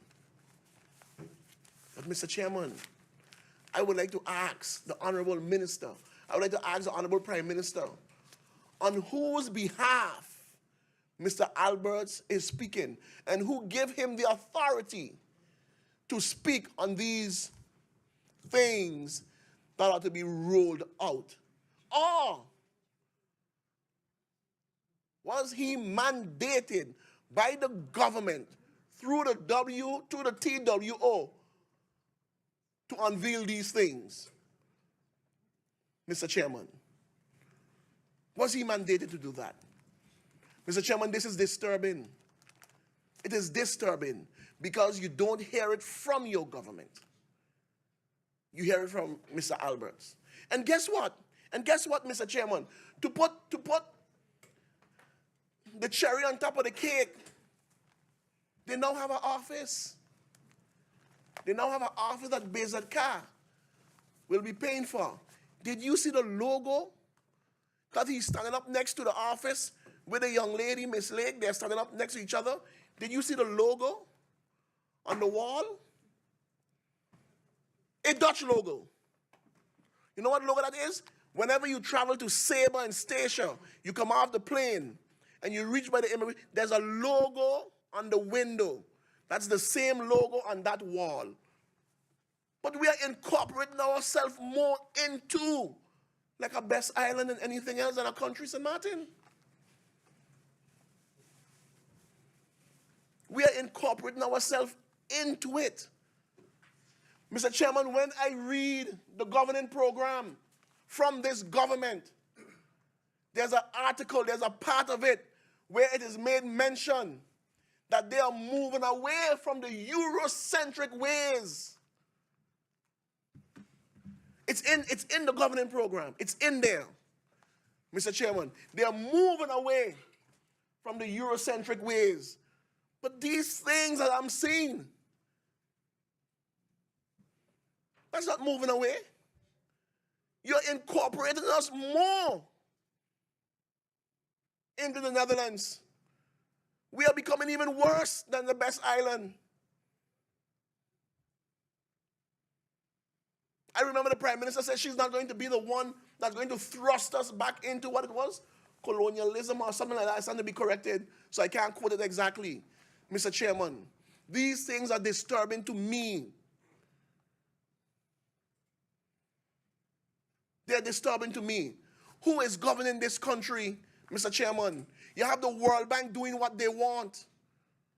12 million sectioning off the landfill and sending monies to Susie or Esmeralda, whatever her name is, in the Dominican Republic for 4, 5, 6 shacks that she knock up and she build up there.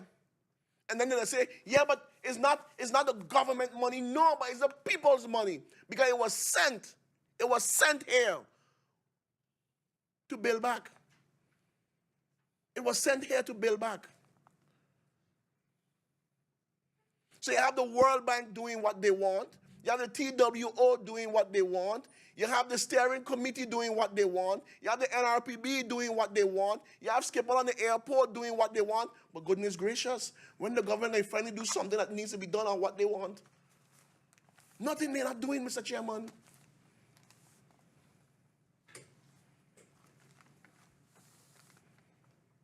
I remember the last time when we was together in opposition. I could remember that very well. Perry Halings made a trip to Suriname. And he was on a radio or a TV program. He was on a TV program talking about, yeah, you know, he's a minister in Sint Maarten, and there's a lot of possibilities, and Surinamers are able to come to Sint Maarten and stuff like that. And Mr. Chairman, the next day, Perry Halings showed himself in Parliament. Oh, my goodness. Myself, MP Bryson, Minister Duran, and even the Minister of Finance threw a few jabs at him. Roast him, according to the young people. We roast him. We properly roast him. Properly.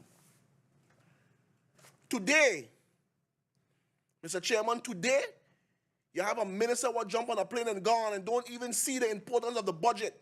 And what does the government do? They come in here and they nice it. They paint it nice. He's attending a conference of the United Nations of water, and he'll be speaking on behalf of the kingdom.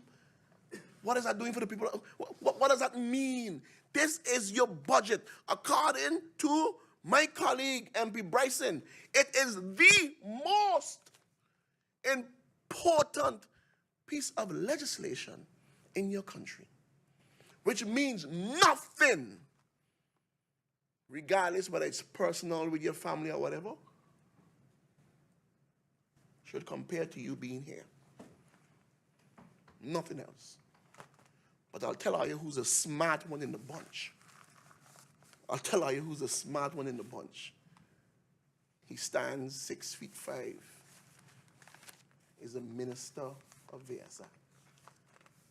Smart one in the bunch. He didn't go because he knows water falls under him. He knows what's important. He knows who face the people would see here in Sint Maarten. Mr. Chairman, the smart one in the bunch. And it's not for no one to come and defend what I'm saying or to come and dress it up and make it look. The facts are clear. The facts are clear. When the honorable colleague spoke in his notification, he said, the 8 of us who are here, and rightfully so, we was in the press room, but there's only 6 of them over there.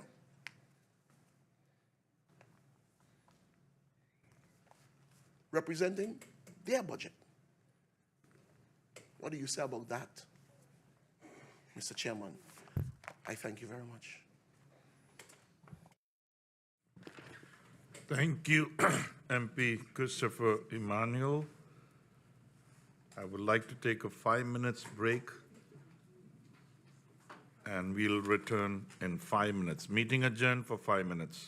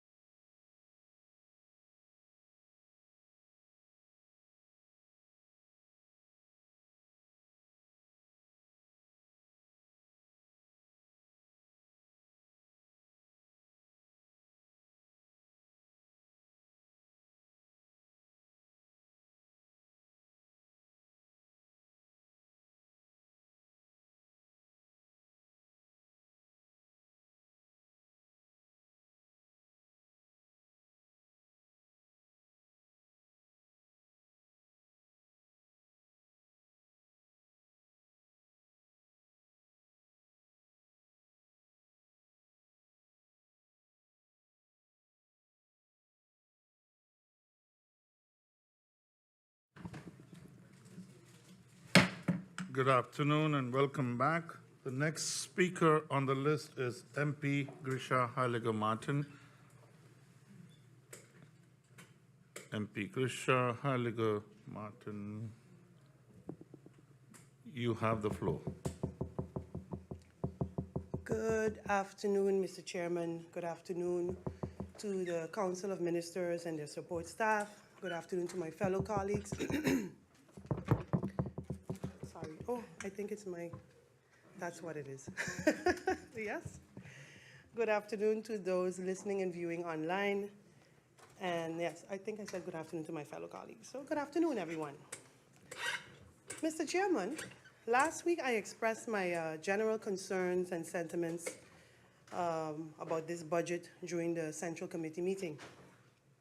And today, I would like to first put my sentiments and concerns in a larger context in order to elucidate why I have fundamentally, wait, let me put this better. To elucidate, Mr. Chairman, why I have fundamental problems with the budget for the current year as presented by the government. After that, Mr. Chairman, I will also pose some additional questions related to the budget, and based on the information provided during this public debate, I will then be able to establish a final opinion on the budget. But as of right now, Mr. Chairman, the responses received from government verbally during the Central Committee meeting in writing and the Central Committee meeting, the Central Committee meeting report, so from them verbally and what I've read in writing, it has only confirmed my opinions about the budget and the overall handling of the people of Swaliga's affairs thus far. Since the beginning of this governing term, Mr. Chairman, it has become more and more clear that this government is incapable of doing what is best for this island and putting the interests of its people, of our people, first. A number of my colleagues has basically come to a similar conclusion, albeit from different angles.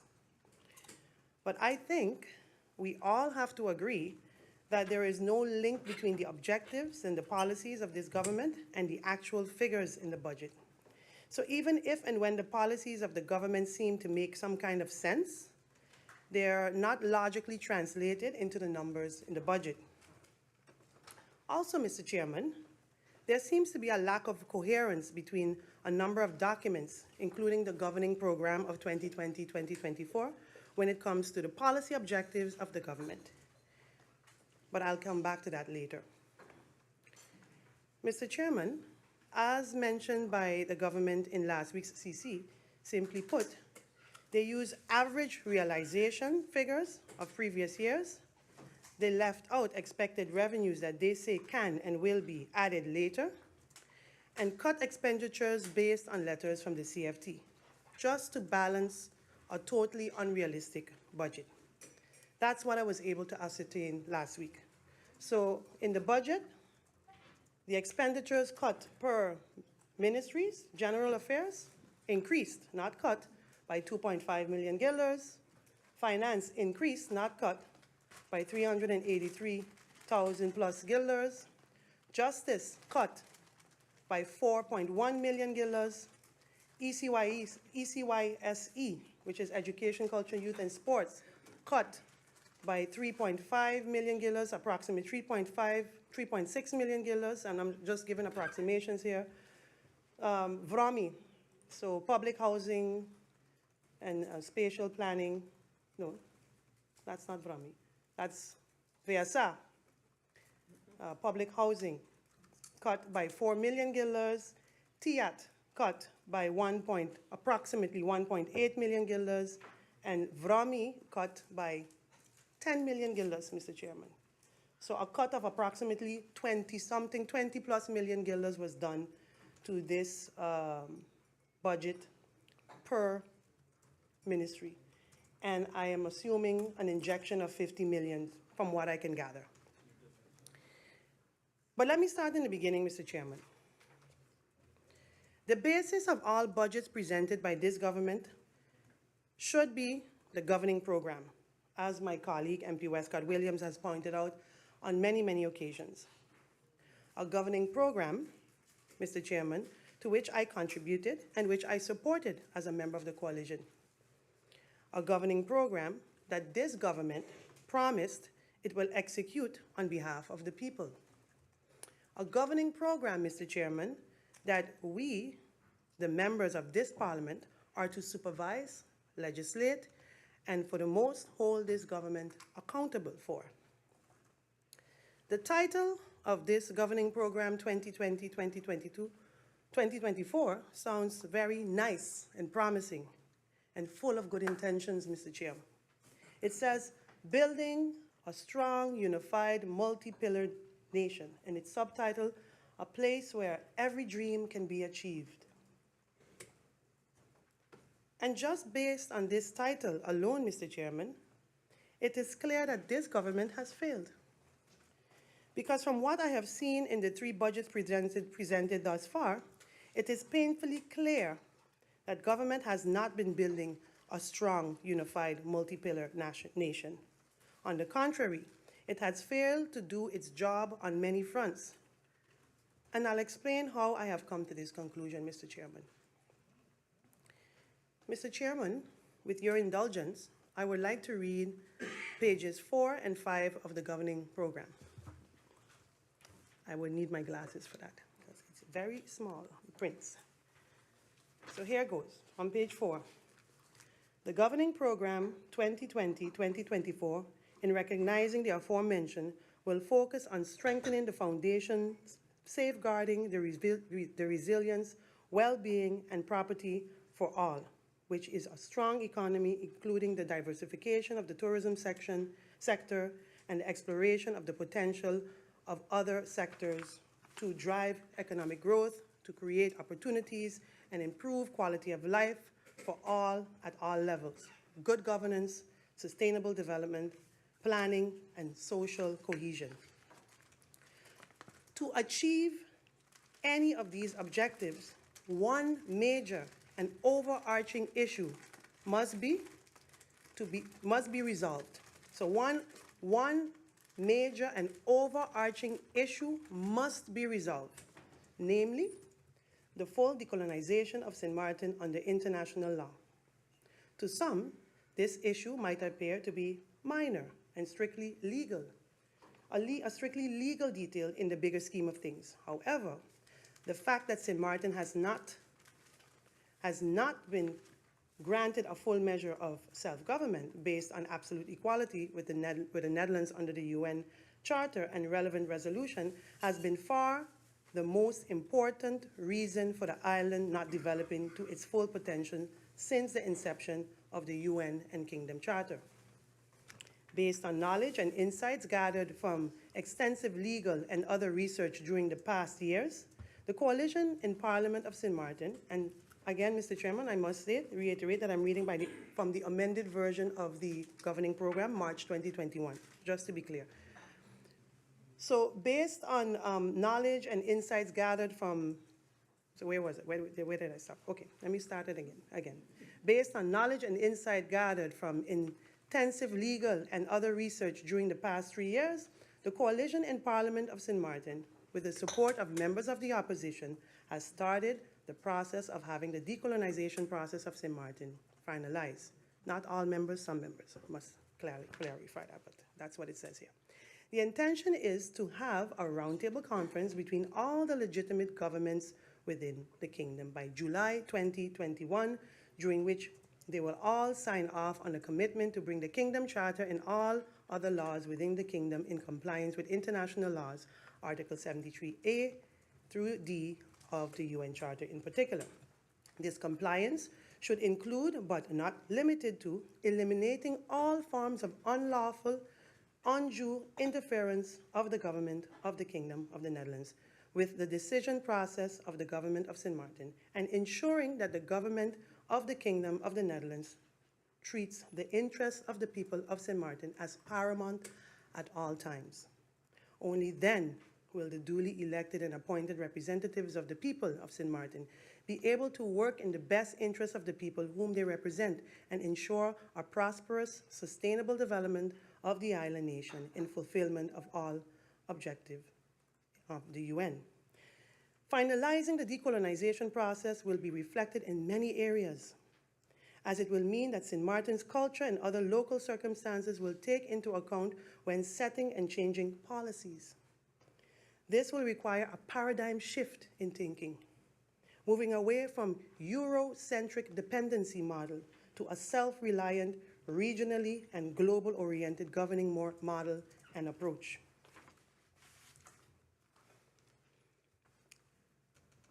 End of quote, Mr. Chair.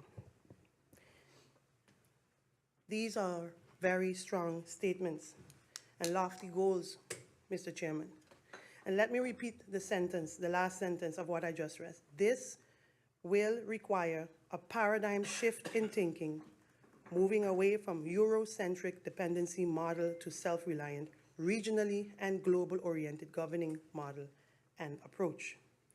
Mr. Chairman, from what I have seen and heard from the government during the past 3 years, there has been no paradigm shift in thinking, and certainly no moving away from Eurocentric dependency model to a self-reliant, regionally and global-oriented governing model and approach.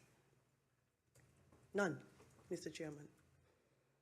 On contrary, it seems like this government's main objective, as stated before by some of my colleagues here today, is to please the Kingdom Council of Ministers, the State Secretary of Kingdom Relations, and the CFT. And by doing so, Mr. Chairman, this government has and continues to neglect and even violate the human rights and paramount interests of the people of our island, Mr. Chairman.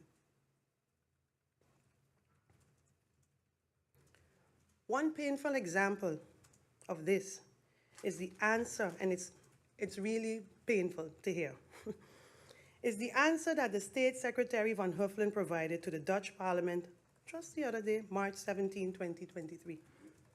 When asked by the Partij van Dieren faction if she agreed that the 12.5 salary cut on the island could lead to a disproportionate reduction of the buying power, the draagkracht van de mensen, of the people, taking into account the high cost of living. So in other words, they're saying, Van Huffelen, State Secretary, don't you think that the 12.5% cuts is cutting into the buying power of the people given the high inflation costs? Don't you think so, State Secretary? You know what her answer was? Yeah, yes. So she's aware of it, and she's been aware of it. And if she's been aware of it, it feels as if we were set up to fail. That's how I feel, Mr. Chairman. And now, Mr. Chairman, it is true that the State Secretary's predecessor used this salary cut as a condition to provide the much-needed liquidity support. And yes, the majority of this Parliament, including myself, voted for the 12.5 salary reduction in law. But I am not ashamed, Mr. Chairman, to admit for the second time, and I think I've admitted before during interviews, that I regret that decision up to today. It was the hardest day of my life voting for that law. But yet another example, Mr. Chairman, of this government not living up to its pledge to move away from Eurocentric dependency model to self-reliant, regionally and global-oriented governing model and approach is the lack of vision and action when it comes to the refinancing or forgiveness of the debts to the Netherlands. I use the air quotes, right, for the word debts, Mr. Chairman, because I believe that, and it's my personal opinion, believe that based on Article 73 of the UN Charter, our nation can have no debts to the Netherlands, and the funds provided to us thus far are merely a down payment on the debt that it owes for us based on Article 73 and slavery reparations. That's my belief. But I digress, Mr. Chairman. Why do I consider these two examples to be complete failures by this government, first and foremost? Why? The reason, Mr. Chairman, is a motion that was unanimously passed by this Honorable House on July 8, 2020, 3 years ago, approximately. That's only 5 months into the tenure of this government, Mr. Chairman. The motion was prompted by the previous State Secretary to impose the so-called Caribbean Reform Entity. Since then, the CRE became COHO, and which recently got buried, and rightfully so. We all know where that went. With your indulgence, Mr. Chairman, I would like to read the motion in order to refresh the people's memory, but not only the people's memory, the government's memory, Mr. Chairman. And I would need my glasses again, and the motion reads as follows. The Parliament of Sint Maarten, in its meeting of today, Wednesday, July 8, 2020, considering that on July 7, 2020, the Prime Minister of Sint Maarten sent a confidential proposal to Parliament, which was received from the Ministry of Interior and Kingdom Relations for perusal. Considering that this proposal aims at establishing a new entity, Caribische Hervormingsentiteit, by means of the Consensus Kingdom Law for the disbursement of funds in relation to the third tranche of liquidity support to Sint Maarten, Aruba, and Curaçao. That a political agreement on establishing this new entity is expected from the government of Sint Maarten, Aruba, and Curaçao before Friday, July 10, 2020. That the assistance offered through this new entity is in reality a takeover of Sint Maarten's autonomy in disguise. That through this entity, the Dutch government seeks to impose an extra layer of governance by their own fashion and design, which will void the political responsibility of our Council of Ministers while reducing Parliament's ability to hold government accountable to zero. That proper procedures from the approval of the Consensus Kingdom Law are not being followed. That the Parliament of Sint Maarten is against linking non-financial conditions for COVID-19 liquidity support, which is actually a loan. That first and foremost and at all times, the Parliament of Sint Maarten represents and protects the interests of the people of Sint Maarten and should treat these interests as paramount. That the Parliament of Sint Maarten is committed to securing assistance from the government of the Netherlands in accordance with the relevant regulations within the Kingdom Charter, and that Sint Maarten's constitution in accordance with international laws and treaties. That the Parliament of Sint Maarten is appreciative of said assistance as long as providing such does not violate the right of the people of Sint Maarten to self-determination and a full measure of self-government. That the proposal by State Secretary Knops for the establishment of said entity is a blatant intrusion into the autonomy of Sint Maarten and her people, and aims at imposing policy and political measures on the government and Parliament of Sint Maarten. It resolves to support the decision of the government and Sint Maarten to reject the conditions as presented in the concept Rijkswet Caribische Hervormingsentiteit, which was done. To request the government to present a counter-proposal to the Kingdom Council of Ministers, which was done. To urge the government to dialogue with the government of the Netherlands on the procurement of financing devoid of conditions that will trample on local and international laws, as well as inflict negative socio-economic impact on the lives of the people of Sint Maarten. To urge government to create within 3 weeks' time a socio-economic recovery and development strategy in order to secure supplementary financing options for the support of the livelihood of the people of Sint Maarten. That presentation was done, Mr. Chairman, but never executed.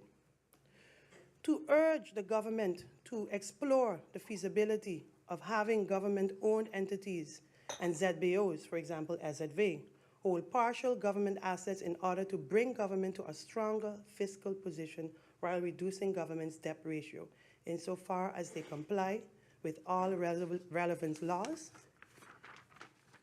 and do not hurt the viability of their funds. Action in this regard should only be taken after in-depth financial due diligence of the respective entities is conducted, and it goes over to the date. This motion was presented to the government of Sint Maarten, Aruba, Curaçao, the Netherlands, parliaments of Aruba and Curaçao, the first and second chamber of the Netherlands. July 2020. This motion, Mr. Chairman, it says it all. It has all the elements to safeguard the paramount interests of the people. Matter of fact, I'm going to keep these on. Of the people of our nation. And more importantly, it secures the full support of this entire parliament, both coalition and opposition. And for this government, it was set there for this government to take actions that would have prevented the two examples I mentioned from becoming a reality. Allow me to read the three resolutions of this motion again. I'm sorry, Mr. Chairman, I have to. I can't. To urge the government to create within 3 weeks' time a social, economic recovery and development strategy in order to secure supplementary financing options for the support of the livelihood of the people. I got this. We all received this. Why is it not being executed? This was backed by COM. Am I correct? I'm not sure, Mr. Chairman. To urge the government to explore the feasibility of having government-owned entities and ZPOs hold partial government assets in order to bring government to a stronger fiscal position while reducing government's debt ratio insofar as they comply with all relevant laws and do not hurt the viability of the funds. Actions in this regard should only be taken after in-depth financial due diligence of the respective entities is conducted. And the third one, to urge the government to dialogue with the government of the Netherlands on the procurement of financing devoid of conditions that will trample on local and international laws, as well as conflict the negative socio-economic impact on the lives of the people of Sint Maarten. Mr. Chairman, let me take a sip. It's a lot of reading. Sorry. Mr. Chairman, if the government has executed this motion in its entirety, Mr. Chairman, our island would not be in the predicament that it is in today. We would not be debating an unrealistic budget that is late, lacking vision, has a negative socio-economic impact on the lives of our people, and does not reflect the governing program. If the government has executed this motion in its entirety, Mr. Chairman, the budget we are debating here today would be based on tax reform and other laws already approved by Parliament and ready for implementation. And finally, Mr. Chairman, if the government had executed this motion in its entirety, the government would have been in a much stronger fiscal position than it is now, and not at the mercy of the Dutch government. Instead, we hear the PM say that the Dutch government has rejected debt cancellation. This while the looming full repayment of the liquidity loans is only 7 months away from us. Tick-tock, Mr. Chairman. Instead, Mr. Chairman, we see a phantom income amounts based on non-existing laws that, based on our Constitution, still need to go through a full legislative process before the projected amounts can be budgeted, let alone collected. Just 2 examples are the health levy laws and this Airbnb tax. We didn't pass it, didn't come to government yet, but it's there, it's projected. This legislative process includes the preparation, vetting, and approval of laws in question. Even if this process is finalized by, let's say, the beginning of the 4th quarter of this year, that would mean that government will only collect maybe the last 3 months or 25% of the projected amount of these laws for 2023. So only the last 3 months we'll be able to yield something from these laws. Will this then mean that more cuts will have to be made to the budget to keep it balanced? Because it takes time, Mr. Chairman, to pass a law. What if it don't pass, Mr. Chairman? The entire legal basis of the budget is questionable. So we already started off on the wrong foot with this budget, Mr. Chairman, and late to boot. Where do we even start to fix this? To sum it up, Mr. Chairman, what are we facing today? What we are facing today is a government that has failed to execute its own governing program, despite the full support of this House to do so and eliminate any obstacles that this government might have faced in the process. Mr. Chairman, I really don't know what else or what more Parliament could have done. It is therefore shocking to see the kind of budget that this government has presented to Parliament this year. Really shocking. Mr. Chairman, I would now like to go back to the lack of coherence between a number of documents when it comes to the policy objectives and the execution by the government. These documents are in no particular order. So let's go over this document. The United Nations Multi-Country Sustainable Development Cooperation Framework for English and Dutch-speaking Caribbean, 2022-2026. The National Development Vision 2020, 2030, and beyond. The Governing Program, Building a Strong Nation, Unified Multi-Pillar Nation. This one. Agreement on the country package. Where's that? Here we go. That we received in April. Motion 1 of July 8th.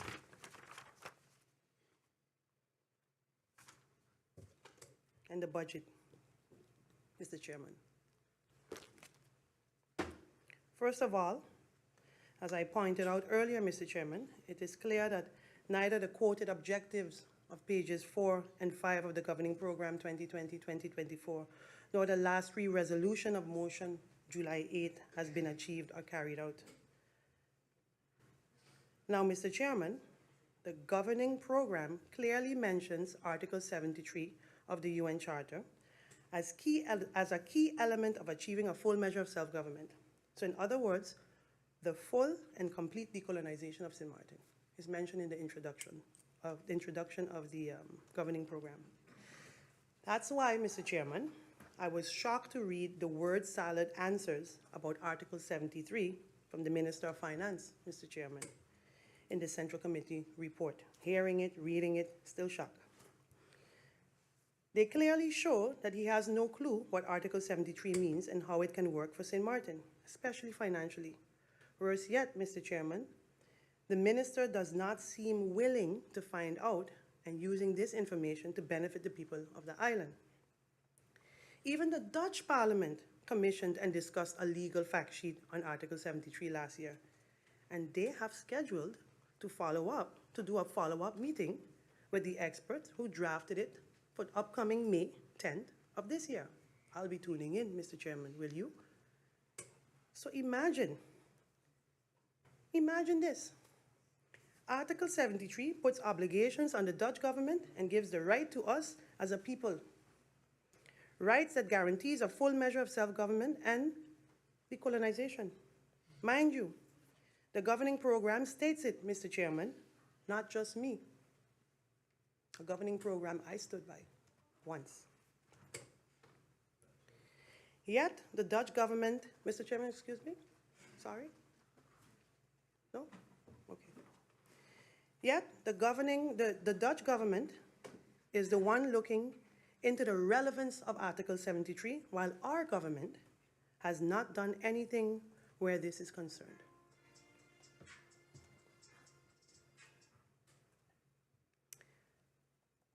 So what could have been done by government, Mr. Chair? What? Well, for one thing, based on the Governing Program and the Parliament's motion of July 8 and November 5, 2020, the Prime Minister was and still is fully mandated to contact the United Nations and start working on finalizing the decolonization process of Sint Maarten. In addition to the two motions, I provided the Prime Minister, myself personally, with required documents to proceed. During any of her trips to New York and UN meetings, or Washington, World Bank meetings, she could have worked on Sint Maarten getting an audience with the General Assembly on the right to provide it the right to the decolonization process, provided that by using the amendment by Uruguay and India in, oh God, hold on. Bear with me 1 minute, Mr. Chairman. My entire screen freezed.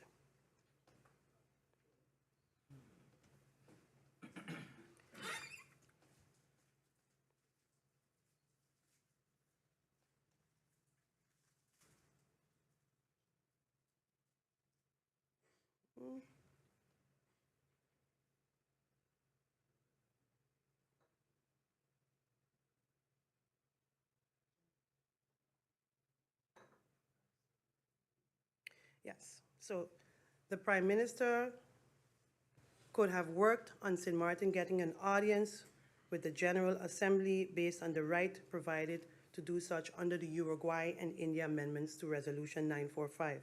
This would have at least started the process, Mr. Chairman. In fairness, though, Mr. Chairman, to the Prime Minister, she did try another option and sent 2 letters out in 2021. These letters can be found under IS 005 2021-2022. These letters were addressed to Prime Minister Mia Mottley and one to Prime Minister Ralph Gonsalves. In the letters, she listed the objections against the Dutch treatment of Sint Maarten with respect to the coho and the interference of local affairs. Not surprisingly, Mr. Chairman, those letters were never replied to. Might be wrong. Maybe they were replied to, so maybe the Prime Minister can correct me on that. But having read them, I think I know why, if they haven't responded, or if nothing has come out of them. The letters only consist of a list of complaints and don't have a concrete ask, Mr. Chairman.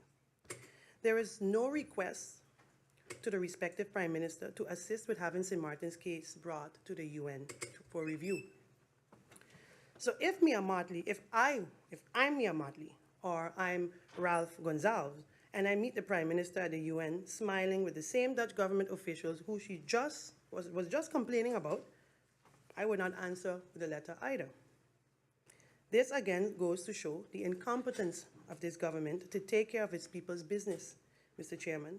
As I said before, it's all talk and show with no concrete actions and results. All these so-called high-level engagements on international levels that the Prime Minister mentions are nice photo ops, Mr. Chairman, but if you don't actually know how to engage and get your message across, photo ops and business cards are all you will end up with, Mr. Chairman. Nothing will change for the people if only climate change and financing is discussed while the main issue is not addressed. The world already knows what SIDS are, and that we are SIDS. So no travel and high-level engagements are needed for that. We know that. We're aware of that. The lack of execution of the most important part of the governing program and motions passed by Parliament is a big problem for me, Mr. Chairman. Huge. Yeah. It is pure deception of the same people who the government serves and collects taxes from. That's how I view it. And it also shows disrespect for Parliament and the people who we represent. This disrespect and deception is not only reflected in the draft budget that we are deliberating here today, it is also evident from the lack of cohesion between all these: the multinational, multi-country Sustainable Development Cooperation Framework, the Sint Maarten Governing Program 2020-2024, the Sint Maarten National Development Vision, and the Inc. Agreement on the country packages and TWO, and perhaps worst of all, Mr. Chairman, worst of all, the lack of cohesion between the ministries. It's clear. Mr. Chairman, I see you shaking your head, so I guess you agree, Mr. Chair. Mr. Chairman, from what I have seen and heard from this government about the draft budget 2023, this budget can be summarized as follows. There are arbitrary cuts to essential budget line items, including subsidies that benefit the less fortunate in society, just to balance the budget. Expected income is not added to the budget, which is a violation of general accounting principles. All expected income and expenditures should be included in the budget. All of this, Mr. Chairman, has resulted in an artificial, unrealistic budget that does not comply with motion of July 8, nor the governing program 2020-2024. And to put it more plainly, this budget, in this form, does not serve the interests of the people, Mr. Chairman. Then, Mr. Chairman, I have the following questions for the Council of Ministers. I'd like to start with the Prime Minister. In one of her answers in the nota, in the Central Committee report, the Prime Minister states, and I quote, "Indeed, as it is part of the NDV, forming one of the building blocks, the SDGs are encapsulated therein. We just need to be keener on monitoring the progress that is being made on the SDGs. To that effect, I have already instructed the organization to do so pending the establishment of finalizing a monitoring tool for the execution of the NDV, National Development Plan, and the NDP. So the vision and the plan. My question to the Prime Minister, through you, Mr. Chairman, is Parliament to understand that since 2021, so after almost 2 years, this monitoring tool is still not finalized? How in the world is it possible in this day and age, and with the TWO proudly claiming that the equivalent of 16.3 million euros has been spent on the country thus far? How is that possible that we don't have a monitoring tool in place? If and when this monitoring tool is finalized, will this allow government to provide Parliament with an integral dashboard? Because that's what I need here, Mr. Chairman. I need a dashboard to put all these documents in place. I want to see it in its entirety. So will we be provided with an integral dashboard overview of the status of the implementation? And if so, will this be done retroactively? Because, the tool isn't ready yet, Mr. Chairman. In the response to the Central Committee report, the Prime Minister indicated that the National Development Plan or vision will be the leading document. I think I overheard her say it. I think I read that, not sure. But why not the governing program? Why not the document that you promised the people that you will execute? How does the Prime Minister explain the wide discrepancies between the ministries in their answers to my questions regarding execution of the SDGs? Does she agree that this indicates a lack of coherence in the overall implementation of the SDGs? And if so, how does she intend to address that? Matter of fact, the one person that answered it clearly for me was the Minister of ECYS. It was clear. I understood it a bit. I saw a bit of all these documents merging together. But for the rest, it was completely off. So I would like the Prime Minister to explain me what is her take on the incoherence, the coherence, the lack of coherence with these answers. With the SDGs, which SDGs are assigned to the Ministry of General Affairs? Which one exactly is assigned? I see some of them written, but which one exactly is the Ministry of General Affairs really tackling? The third recommendation, 30, reads as follows.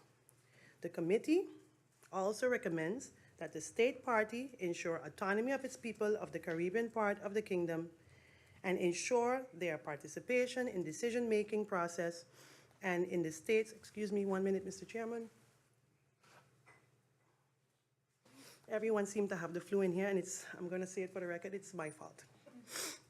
I'm patient 0. Sorry, that started last week, and I apologize on the record for that. But I'm just getting over it, and it's a bit much. Okay, so it also states that the committee further recommends that the state party engage in dialogue with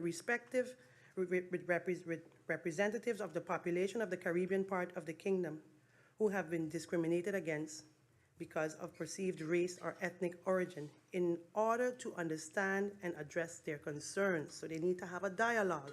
The committee also recommends that the state party takes measures to address any discriminations against and promote equality between the Dutch citizens born in the Dutch Caribbean and those born in the European Netherlands. This was done about 2 years ago. It's for those that don't know, the third report is a periodic review that the state has to undergo every 5 years.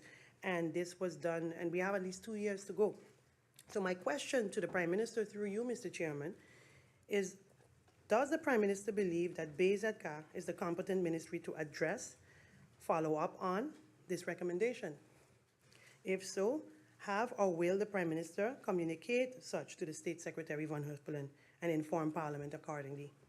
And if not, why not?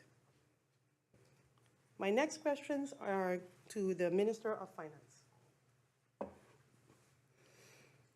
Through you, Mr. Chairman, can the Minister, can government indicate which of the third-party contracts listed on pages 118 to 122 by law had to be or were put on public bid? Does the government periodically evaluate the contracts based on criteria, including need, purpose, redundancies, conflict of interest, and effectivity? If so, can Parliament be provided with these evaluations? And if not, why not? The reason I ask this, Mr. Chairman, are the following. In the first place, there seemed to be a redundancy in contracts and service offered. Maybe the Minister clarify that for me. Secondly, if costs are to be cut, I believe third-party contracts could be higher on the list and the subsidies and financial supports to those in need instead of that. My next question to the Minister of Finance.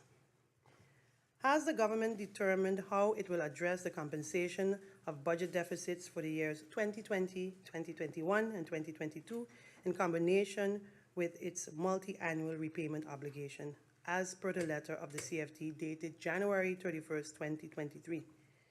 This overview should have been provided by March 1st. And if it was, can Parliament be provided with a copy of that? Can the Minister provide, through you, Mr. Chair, Parliament with an overview of how much is repaid on all outstanding loans on a monthly basis? I didn't seem to be able to get it in the budget. Maybe I missed it. And what percentage of all our expenses consist of loan repayments? Based on the Minister's answers to my question about liquidity prognosis, I have to assume that the monthly liquidity prognosis is updated on a monthly basis. So if this assumption is correct, Mr. Chairman, the Minister should be able to provide Parliament with the liquidity prognosis for all the months of 2023. So January, February, maybe, I guess not March yet, maybe March. So again, I'm asking the Minister, through you, Mr. Chairman, if he can provide Parliament with government's liquidity prognosis for 2023. From the presentation by some of the individual members of the Council of Ministers, it was clear that they were forced to cut their budget by the Minister of Finance. Through you, Mr. Chairman, can the Minister explain how the budget preparation process goes exactly? Is it like in Holland where the Minister of Finance sets an overall budget limits and parameters and then negotiate with the other ministers in order to divide the available funds based on their needs and priorities? Maybe the Minister can elucidate how that went, how that process went. My next question to the Minister of Finance, through you, Mr. Chairman, to answer my questions regarding the SDGs, and this is a specific one that I just need clarity on, and the Minister answered, and I quote, "The country packages, the SDGs, the individual mission and vision of each ministry are lined up in the budget. Each engagement has their separate lines of escalation due to our capacity, challenges. Most civil servants, each engagement has their separate lines of escalation, and due to our capacity challenges, most civil servants work on each engagement simultaneously, which eliminates silos and improves." To the Minister, through you, Mr. Chairman, what does that even mean? Is he lacking some words? It's not clear. Maybe it's me, but it seems that like something is missing. So if you could please clarify the answer on that question for me. My next question, has the minister read the fact sheet of Article 73 as commissioned by the Dutch Parliament? If so, what is his opinion on the conclusion? If not, why not? And does the minister not believe that he should, in order to determine if it can have legal implications for the ministry and government in any general basis based on an international law? Let me repeat that because I must have fumbled a bit on my words because I'm a bit tired here. So if not, why not?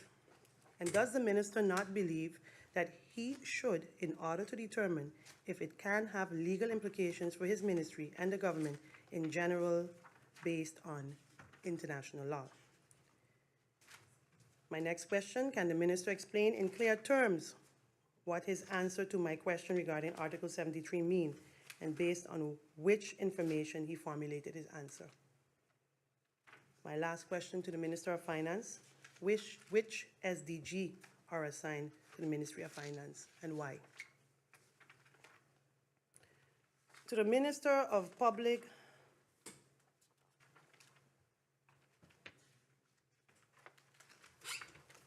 Minister of Romy, on a positive note, sorry he's not here for me to congratulate him.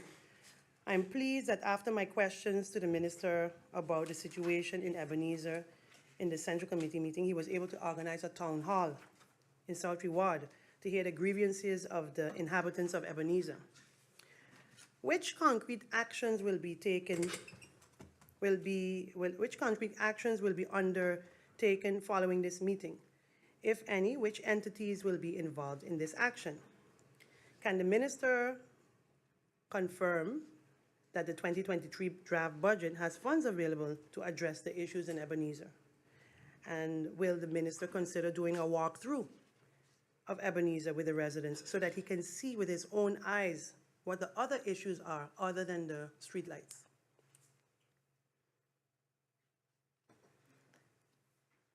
Having attended the presentation at Acrobats, because this presentation was so damning to me and it scared a lot of us, Mr. Chairman, so that's why I keep pressing this issue. I'm very concerned by the nonchalant response of the minister to the questions posed by MP Westcott Williams and myself.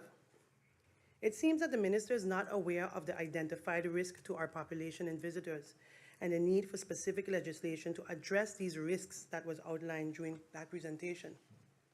It also seems that the minister is either not aware of the express wishes of the MP's request during the presentation. So I'm not sure if Parliament already sent it to him or not, but I want to know if the minister will be reading this presentation, or has he started reading it, and will he be meeting with this company? My next question to the Minister of Romy.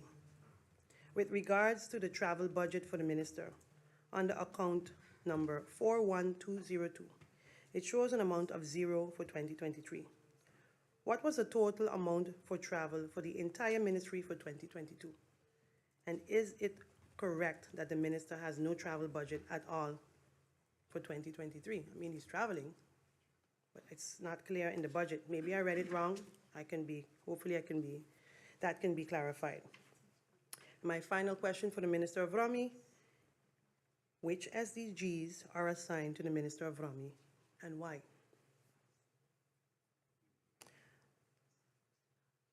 I have a question on a recent development for the Minister of Justice. I didn't have any questions, but just a recent development, and I want to just ask for some clarification, but because it wasn't clear to me. I was recently made to understand that the Immigration Department is busy with a training of a sort, actually a mandatory personal development class. All is fine with personal development. That's great. But my concern is the manner in which it was being conducted. Can the minister, through you, Mr. Chairman, please clarify for me on the following? On January 23rd, immigration officers were informed via WhatsApp chat that an information session, that they have to come to a mandatory information session. They all came to the mandatory information session, only to be forced to take a placement test in English and Dutch. You're coming to an information session, you reach to the information session, and now you got to take a test in English and Dutch. I mean, I was told that they were informed that we're going to have classes, but this is how I was informed it was done. Following a few weeks, maybe a few weeks later, or maybe just before that, they were told that they were supposed to have mandatory classes. So they were informed by email that you're going to have mandatory classes a week before, which started on Monday. And they were also informed that these classes are not going to be during working hours. And no, you're not getting extra overtime for that either. And they were also informed, Mr. Chairman, that if they don't pass this class, they won't have their position. I highly doubt that that's true, Mr. Chairman. So I really, I can't believe that's really happening. So I really want clarity on that. And I want to understand from the minister the mandatory part. Why is that a problem for me right now, Mr. Chairman? Because last year, another WhatsApp was sent to the immigration officers to do a mandatory photo shoot. And that they're going to take a picture of them from head to the waist. It's for a project. My question to the minister, is she aware of this? And is the minister aware that you can't use a person's face for anything? Did they sign off a policy? Was their release signed off? Did these immigration officers give approval to take their pictures? And I'm trying to understand where this mandatory is coming from. Where is it stemming from? Where in the law is it mandatory that I have to take a class? And if I don't take a class, I'm going to... Mr. Chairman, I need clarity on this. I hope it's not so, but I mean, I really need to know what's going on there. Here we go with my... It's freezing again. But anyway, I have a general question when it comes to the police. I think we've talked a lot, Mr. Chairman, on the topic of their payment. We're waiting on that.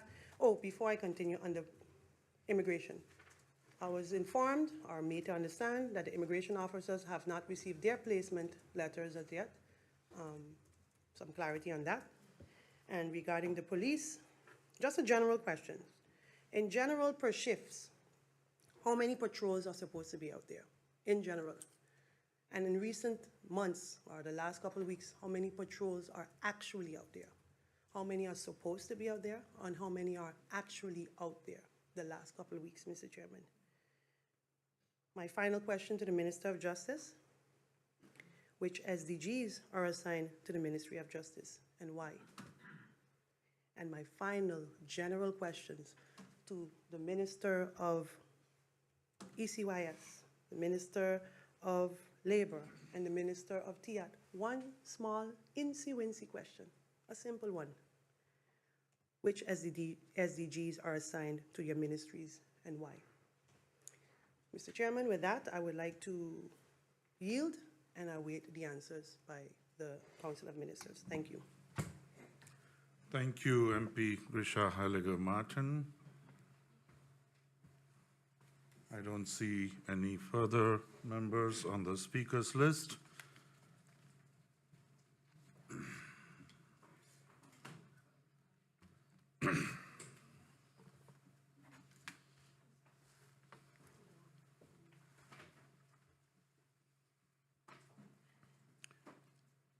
MP Gums just signed in, and MP Gums, you have the floor.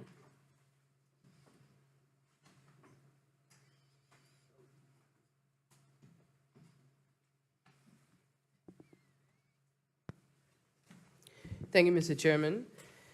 Good evening to you, my colleagues, the Council of Ministers, their support staff, and those still with us after this long day. Mr. Chairman, we're here debating the 2023 country budget, a balanced budget, and as the Minister of Finance has said, the most realistic budget the country has ever had. Now, I understand the logic behind these statements. They say you can't make the household country budget comparison, but even in one's personal life, you must reflect on what you earn and make sure your expenses are manageable, otherwise you run the risk of not being able to pay your rent or your mortgage or your other bills. But the same is true for a country. At some point, we have to admit what we make in terms of revenue and learn to work within that, while saving the extreme scenario of requesting loans for other bigger, more necessary projects. Sorry, I too am a victim of the flu. But Mr. Chairman, even though I understand the sentiment, I have to say, as have some of my colleagues in CC and today, that the budget may be balanced, but I do not find it very realistic. There have been, whether expected or unexpected, several cuts made to various posts in this budget, along with some curious increases. There are also several solid claims throughout this budget that all require the participation and agreement of Parliament. And it's here that my concerns begin. For one, Mr. Chairman, as was mentioned before, the inclusion of the projected income from the tourist tax and the Airbnb tax are made in this budget, 10 million and 5 million guilders respectively. Projections for expected revenue is not unusual, whether in a company or in government. But when it comes to government, there's the added layer of expected revenue relying on existing or soon to exist legislation. Governments cannot just collect a fee for collecting's sake. The response to questions regarding the inclusion of especially the tourist tax projected revenue and the legal basis for it was, and I'm quoting from the written answers, 10 million guilders is based on incoming arrivals at ports of entry. Further details are being worked out and will be provided to Parliament once available. That was the written response from the Minister of VSA to one of my colleagues. But what are these further details? Does the Minister mean the legislation that should come to Parliament to create the legal basis for collecting such a tax? And if so, when can we expect it to reach Parliament? Additional answers included referring MPs to the CFT advice on the matter. Well, Mr. Chairman, the CFT advice is precisely why the questions were asked and why this forms a point of concern for me regarding the realistic element of this budget. The CFT stated, paraphrasing, that the casino tax, a tax on the private import of goods, and an adjustment of the guest tax, including collection via Airbnb, should be established in the short term and that their financial effects be processed in the 2023 budget. I don't presume to speak for the CFT, but I find it hard to believe they would advise on financial projections being included with no legal basis in sight to justify the collection. The tourist tax, Mr. Chairman, is from the conversations that were happening in Central Committee, what I can understand, the initiative formerly known as the Health Levy, which I see is being spearheaded by the Ministry of VSA and not TIAT. But if we consider the Council of Advice's advice on the version of the law that was submitted to them, the Council said it advised the initiative taker to not take the initiative further in the legislative process. Now the attempt is being made from the VSA side to transform it into something that the Council, and I suppose Parliament, might find more palatable. But there was more opposition than just the Council of Advice towards that levy, now tourist tax. And I'm speaking about those stakeholders whose business will be impacted by such a tax: the airport, the airlines, the Port of Sint Maarten, and the cruise lines. I know, for example, Mr. Chairman, and this is through you to the Minister of TIAT and VSA, that IATA have always been very vocal about not accepting or entertaining any form of tourist tax imposed on passengers that is not then directly reinvested into the destination's tourism product. So have the CEO and management of PGIA and the Port of Sint Maarten had an opportunity to weigh in on this proposed tourist tax? And if so, what was their insight regarding it? I also want to make something clear to the public as well, Mr. Chairman, through you if I may, regarding a statement made here during Central Committee regarding a tax collected at L'Espérance Airport in Grand Cas, and it being allocated to certain elements of the healthcare system on the French side. Having investigated this statement for myself, Mr. Chairman, I feel it important to inform the public that the tax that is collected at the airport in Grand Cas does not go towards health-related anything for the collectivité. I think what was confused was the National Solidarity Fund for the Autonomy of the Elderly or Disabled, which relates more to contributions by employers, fees and taxes imposed on the banking and financial sectors, as well as revenues earned from taxes levied on products such as soda, cigarettes, and alcohol, and that is primarily in the state of France. The 21 euros and change collected at the Grand Cas Airport as a locally implemented and enforced tax is for the collectivité and safety measures related to the airport itself. The French state's tax competency does not extend beyond requiring certain social contributions, so they cannot actually impose a tax on the collectivité. So again, just to re-ask the question to the Minister of VSA and the Minister of TIAT, what insight and input has been requested and received from the relevant stakeholders of PGIA, the Port of Sint Maarten, the airlines, and the cruise lines regarding this proposed tourist tax? And while we're on the subject of TIAT, Mr. Chairman, Today, an article came out that discusses a call for tender with 7 RFPs, requests for proposals, for PGIA concessions. It mentions the new terminal, which will feature 34 retail and food and beverage concessions units pre and post security, as well as a pop-up marketing platform for short-term rental. It very interestingly mentions that PGIA is looking forward to bringing innovative and culturally rich concepts to our passengers. Culturally rich. But among the concession packages available are restaurants, fashion retail, a pharmacy, supermarkets, and a mini casino bar. A mini casino bar. How does this mesh, through you, Mr. Chairman, to the Minister of TEAD, with the ministry's own plans to tackle and regulate the gambling industry? Has the Minister of TEAD been involved in a discussion at PGIA regarding this rich and culturally innovative concession plan? Since I think it's pertinent that the ministry be aware if the gambling industry is leaching into the airport. Because on the one hand, we're talking about controls of those little gambling machines that MP Emmanuel mentioned in the Central Committee meeting. And on the other, it seems like they might just end up in the airport. It's no secret, Mr. Chairman, that the thought of a casino, whether mini or not, hybrid bar, restaurant or not, in the airport is not something that I would support, especially because the phrase culturally rich is used in the same breath as this concession option, when I can think of a host of other legitimately culturally rich options for placement at the airport. And I do hope PGIA management and executive consultant who's quoted in the article are listening. Because then it becomes jokey, Mr. Chairman, when we speak about the contradiction that unfortunately turns up in many statements and actions undertaken by this government, things that are said here that in reality within even the public companies do not actually take place. But it's not jokes. This isn't the first instance that has had me and the public scratching our heads. There are times when the budget, the alleged policies accompanying it, and the actual actions occurring in public view have been a library of confusion and continue to be so.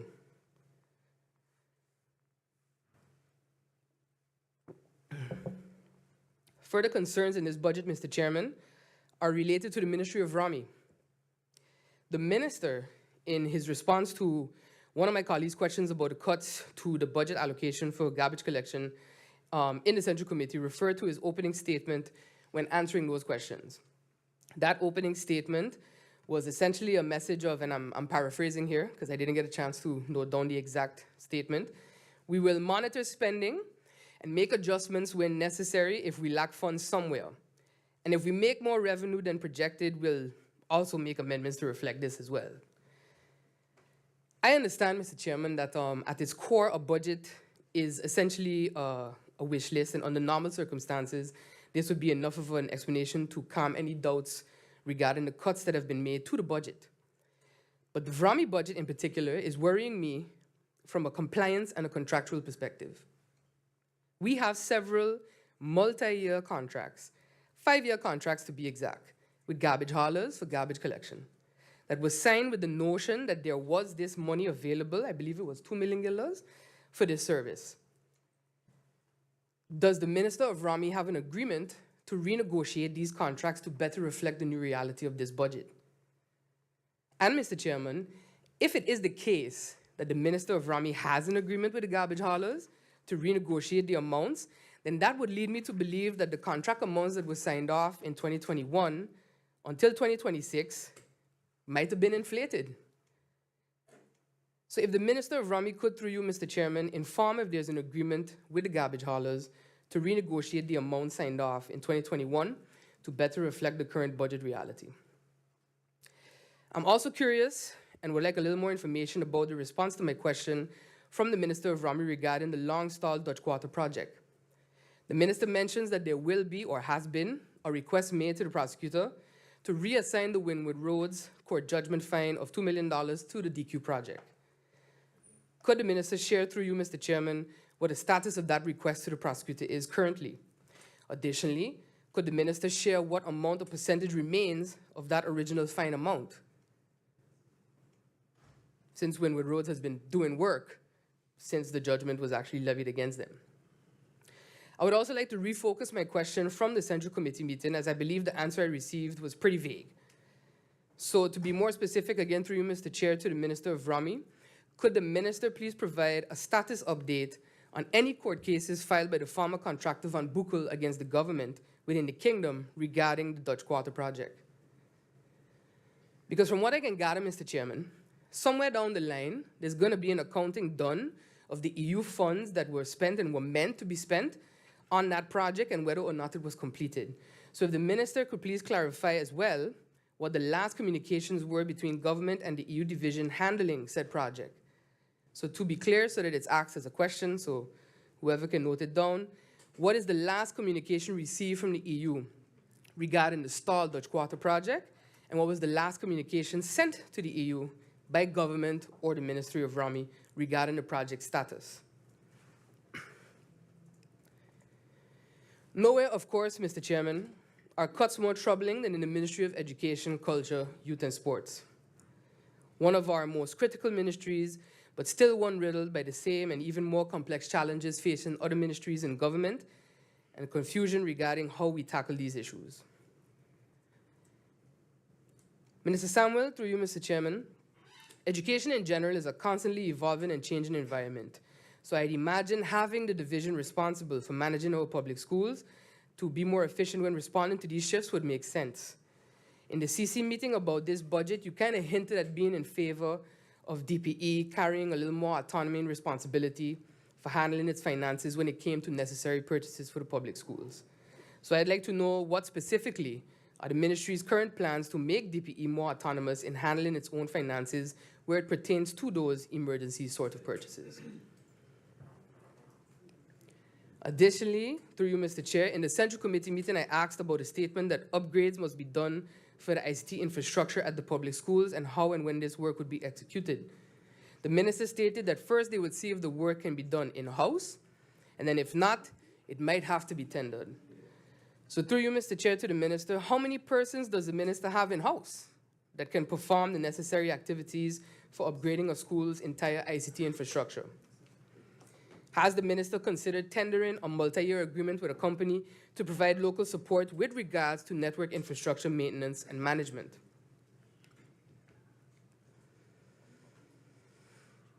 Additionally, Mr. Chairman, through you to the minister, you highlighted the ICT CapEx item for ECYS for software and hardware, approximately 766,000 guilders, and your presentation made it seem as though that was primarily strictly for the school bus tracking system and the public transport travel pass. I'm assuming that this is a one-time fee for the upgrades. However, I wanted to ask the minister if funds for any new license fees that are incurred with these hardware and software upgrades have been taken up in the budget, and if so, what would they be? And Mr. Samuel, your presentation went a little faster than it usually are, so I might have missed it. But are the improvements to Raul Illich Sports Complex solely for the sports field, or do they also include the bleachers? Athletes most definitely deserve a space where they can practice and play their sport in safety, but very often we neglect the spectators section of the property. So if the minister could clarify, please, through you, Mr. Chairman. And finally, just as a general comment and question, but I suppose it's either the Minister of Finance or the Prime Minister can answer.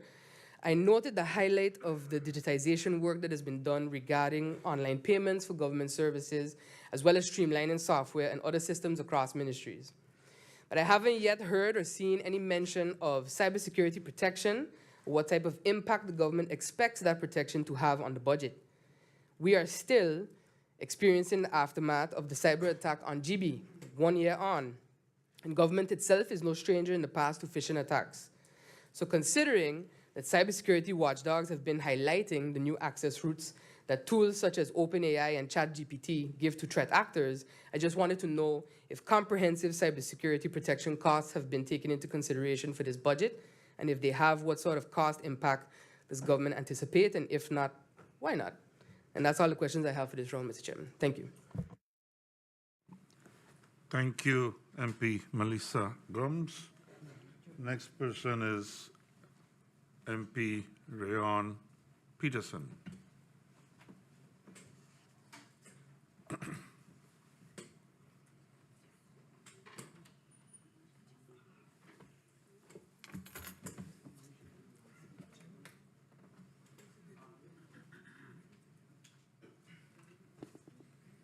MP Peterson, you have the floor.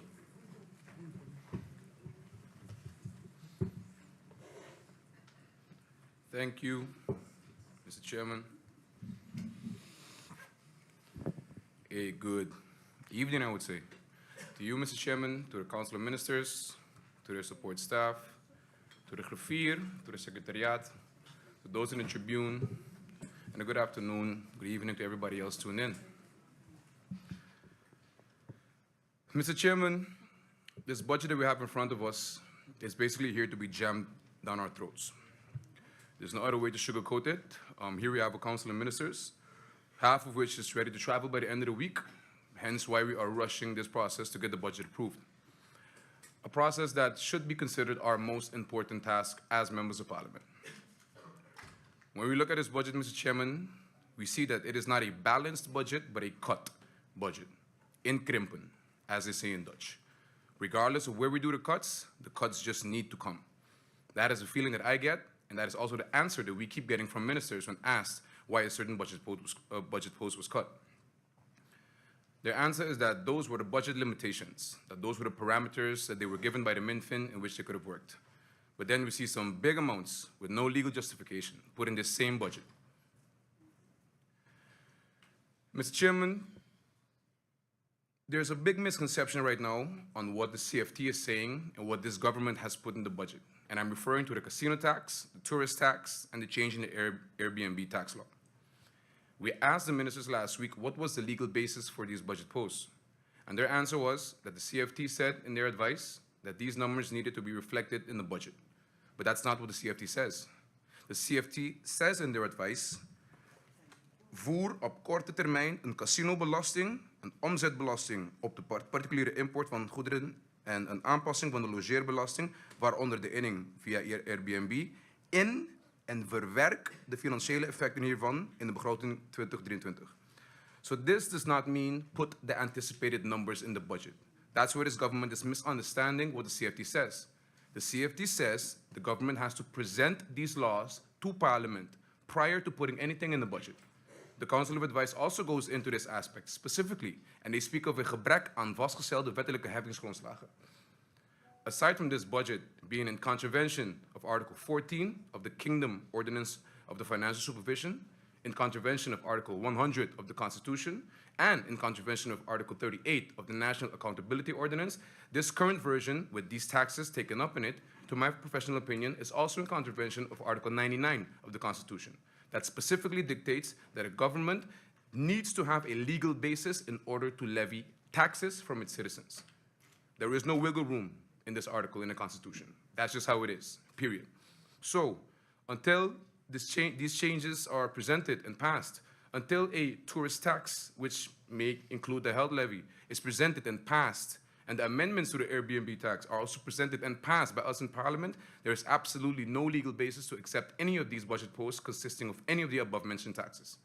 And especially since no analysis of the effects of such taxes has been done, and no study of the effects it may have on other taxes through, for example, tax evasion, I think it would be irresponsible for me as an MP to even agree to this, given that our job is to actually make sure that government acts within the limits given to them by the Constitution and other laws. I would like to ask the Minister of Finance, through you, Mr. Chairman, pertaining to his own budget.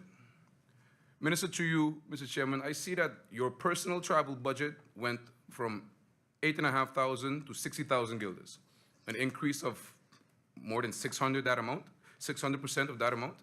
So basically 5,000 guilders per month to travel, for plane tickets, for per diem. Minister, to you, Mr. Chairman, why does the Minister of Finance of Sint Maarten need to travel? And why does he have to travel more than our Prime Minister, the person who actually represents us internationally? And in that same light, Minister, why is the budget, for example, for the Department of Foreign Affairs, the department that actually needs to travel as part of their job, still only budgeted at a total of 8,500 guilders, with no increase for the whole department? I do not see the need for all this traveling, especially considering all the cuts that we see, for example, in the Ministry of Education. Then I would like to ask the Minister, to you, Mr. Chairman, why is there $500,000 budgeted again this year for the Mortgage Guarantee Fund? Was this budget used last year, and did anyone receive funds from it? And if so, can we get a breakdown of that? And how is that going to be allocated this year? I would also like to ask the Minister to you, Mr. Chairman, where is the budget post for a crime fund on the budget, and for how much? Because I cannot see it.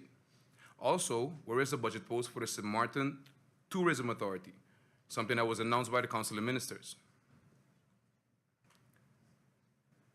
To the Prime Minister, to you, Mr. Chairman, I just want to ask, what is the issue and status of the case between Israeli MER Group and Telem? And how much does the Prime Minister think, to you, Mr. Chairman, that this case is projected to cost the country eventually? Then I move over to the Minister Théat, to you, Mr. Chairman. Minister Théat, from you, I just want to know, what are the plans for this tourist tax or levy, whatever you want to call it, budgeted for 10 million guilders?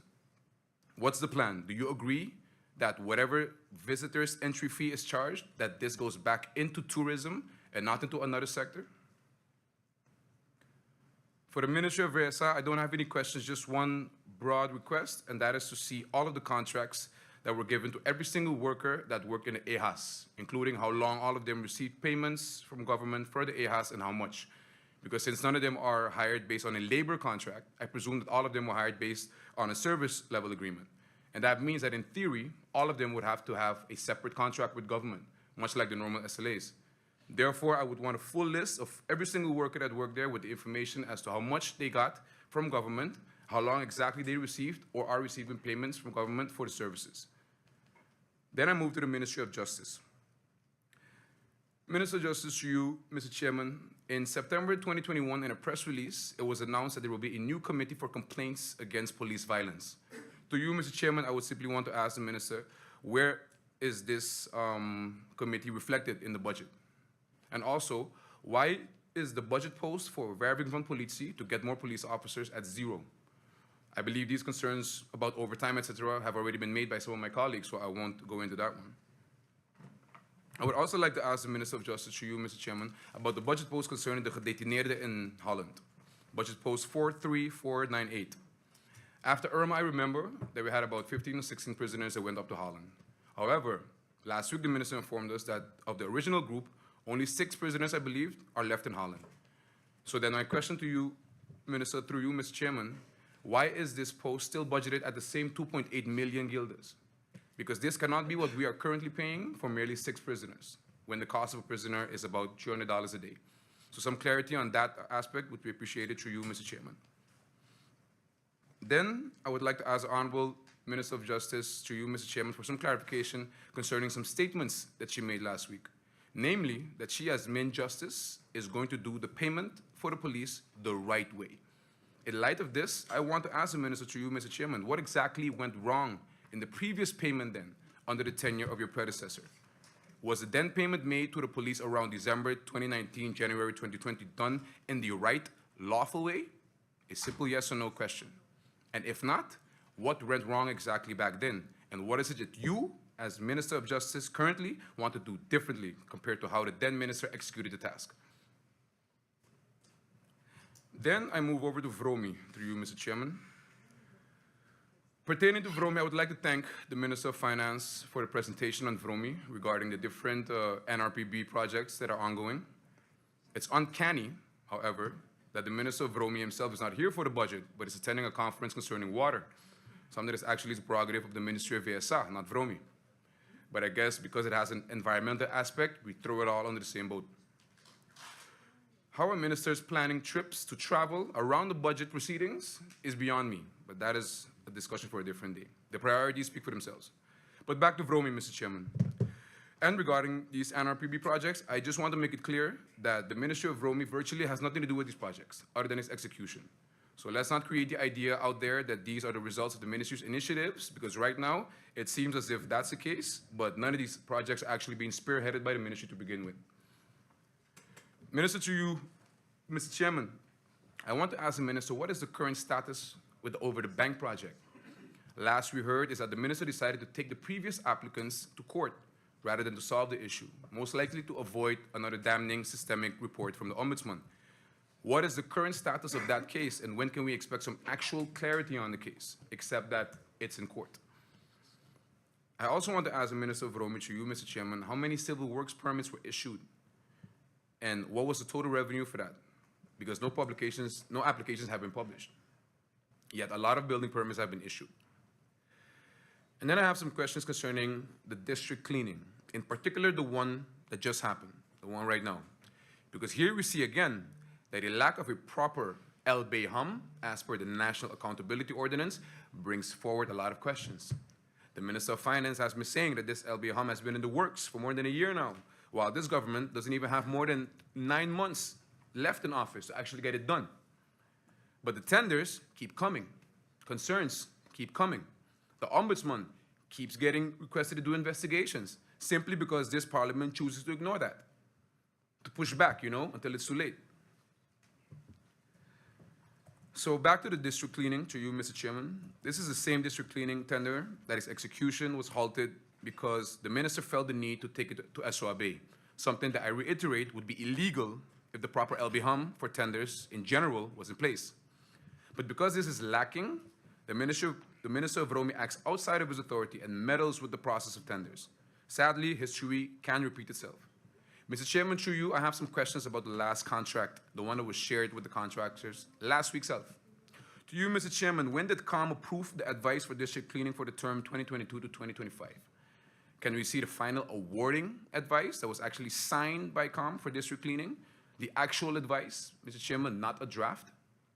I would also like to see the SOAB report that was acquired by the Minister of Romy, to you, Mr. Chairman, as well as a detailed voting form from the Committee for District Cleaning 2022 to 2025.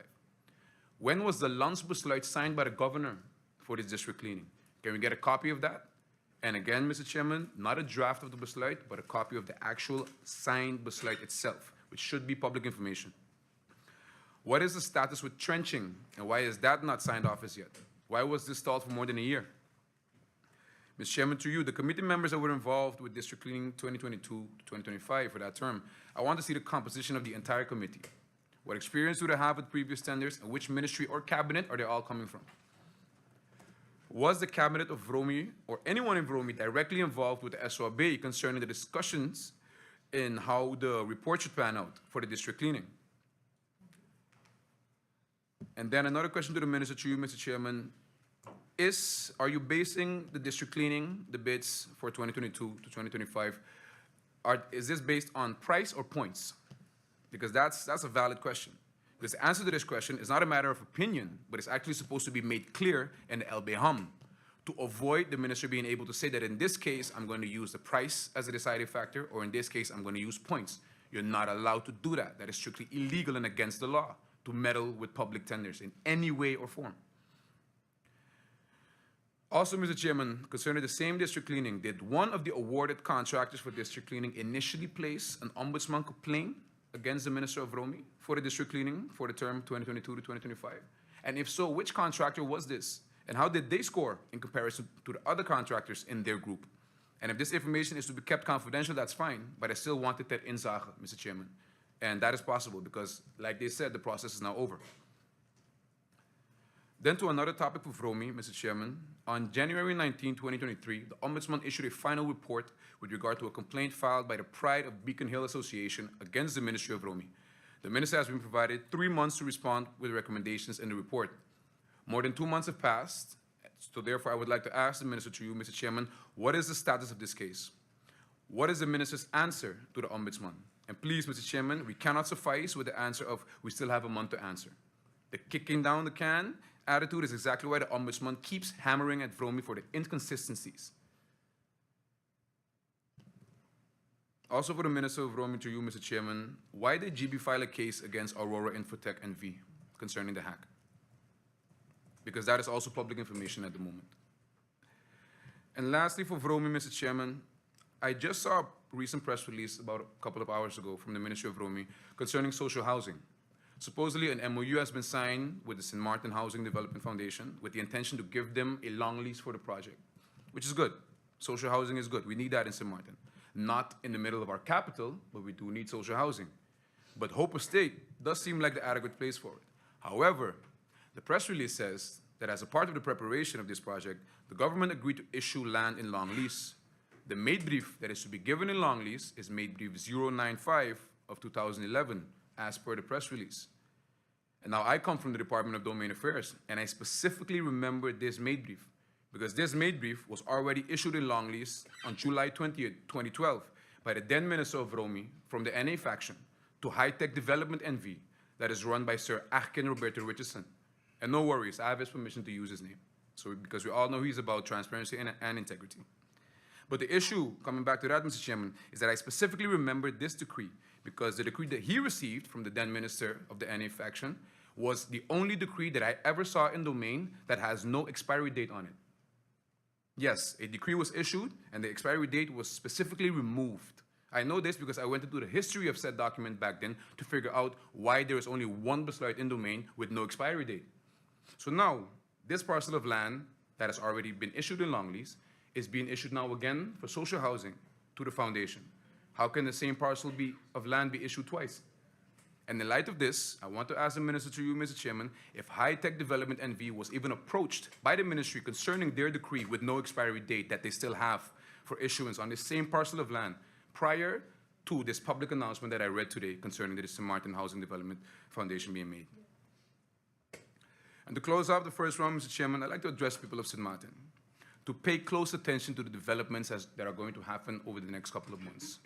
Pay attention to your representatives. We are nearing the demissionary status of the Council of Ministers, so our eyes need to be open, especially now, because all of these illegalities that I just mentioned will still not be legally or factually countered by anyone in this hall, because they are not here to assess the budget, Mr. Chairman, to actually look at its legality and to do the role of oversight. No, some of us are here as a rubber stamp to simply vote yes, simply to make sure that this budget is passed to meet the deadline, regardless of the outcome. But you see, when it comes to integrity of this country, of these bodies of state, the law actually presumes, Mr. Chairman, that we actually have that integrity. And sometimes you are expected to show that through human character. And even though MP Gum said it best, you cannot legislate human character. I mean, that's just like saying, in other words, you cannot legislate integrity. Article 33, Section 2 of the Constitution, for example, stipulates that when a minister does not enjoy the trust of Parliament, that they resign, something that at least one of the coalition factions has proven in the past that they simply do not respect. Afstappen, resign. That is what the law expects us to do in very particular situations in order to safeguard the integrity of not only these bodies, but of Sint Maarten as a whole, and not subject this country and itself to any type of public or international embarrassment. And those two words, Mr. Chairman, afstappen, resign, they go a very, very long way, across the board and back. Food for thought. That'll be it for me, Mr. Chairman. Thank you. Thank you, MP Rion Peterson. I would like now to adjourn for 5 minutes for a quick presidium meeting to discuss the way forward. Meeting adjourned for 5 minutes.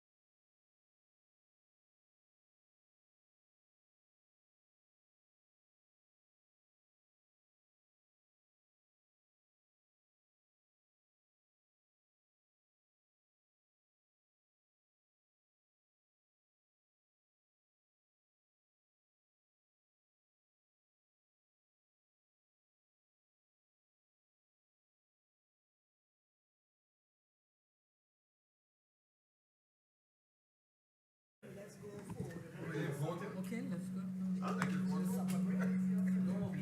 Put it off. Good evening and welcome back.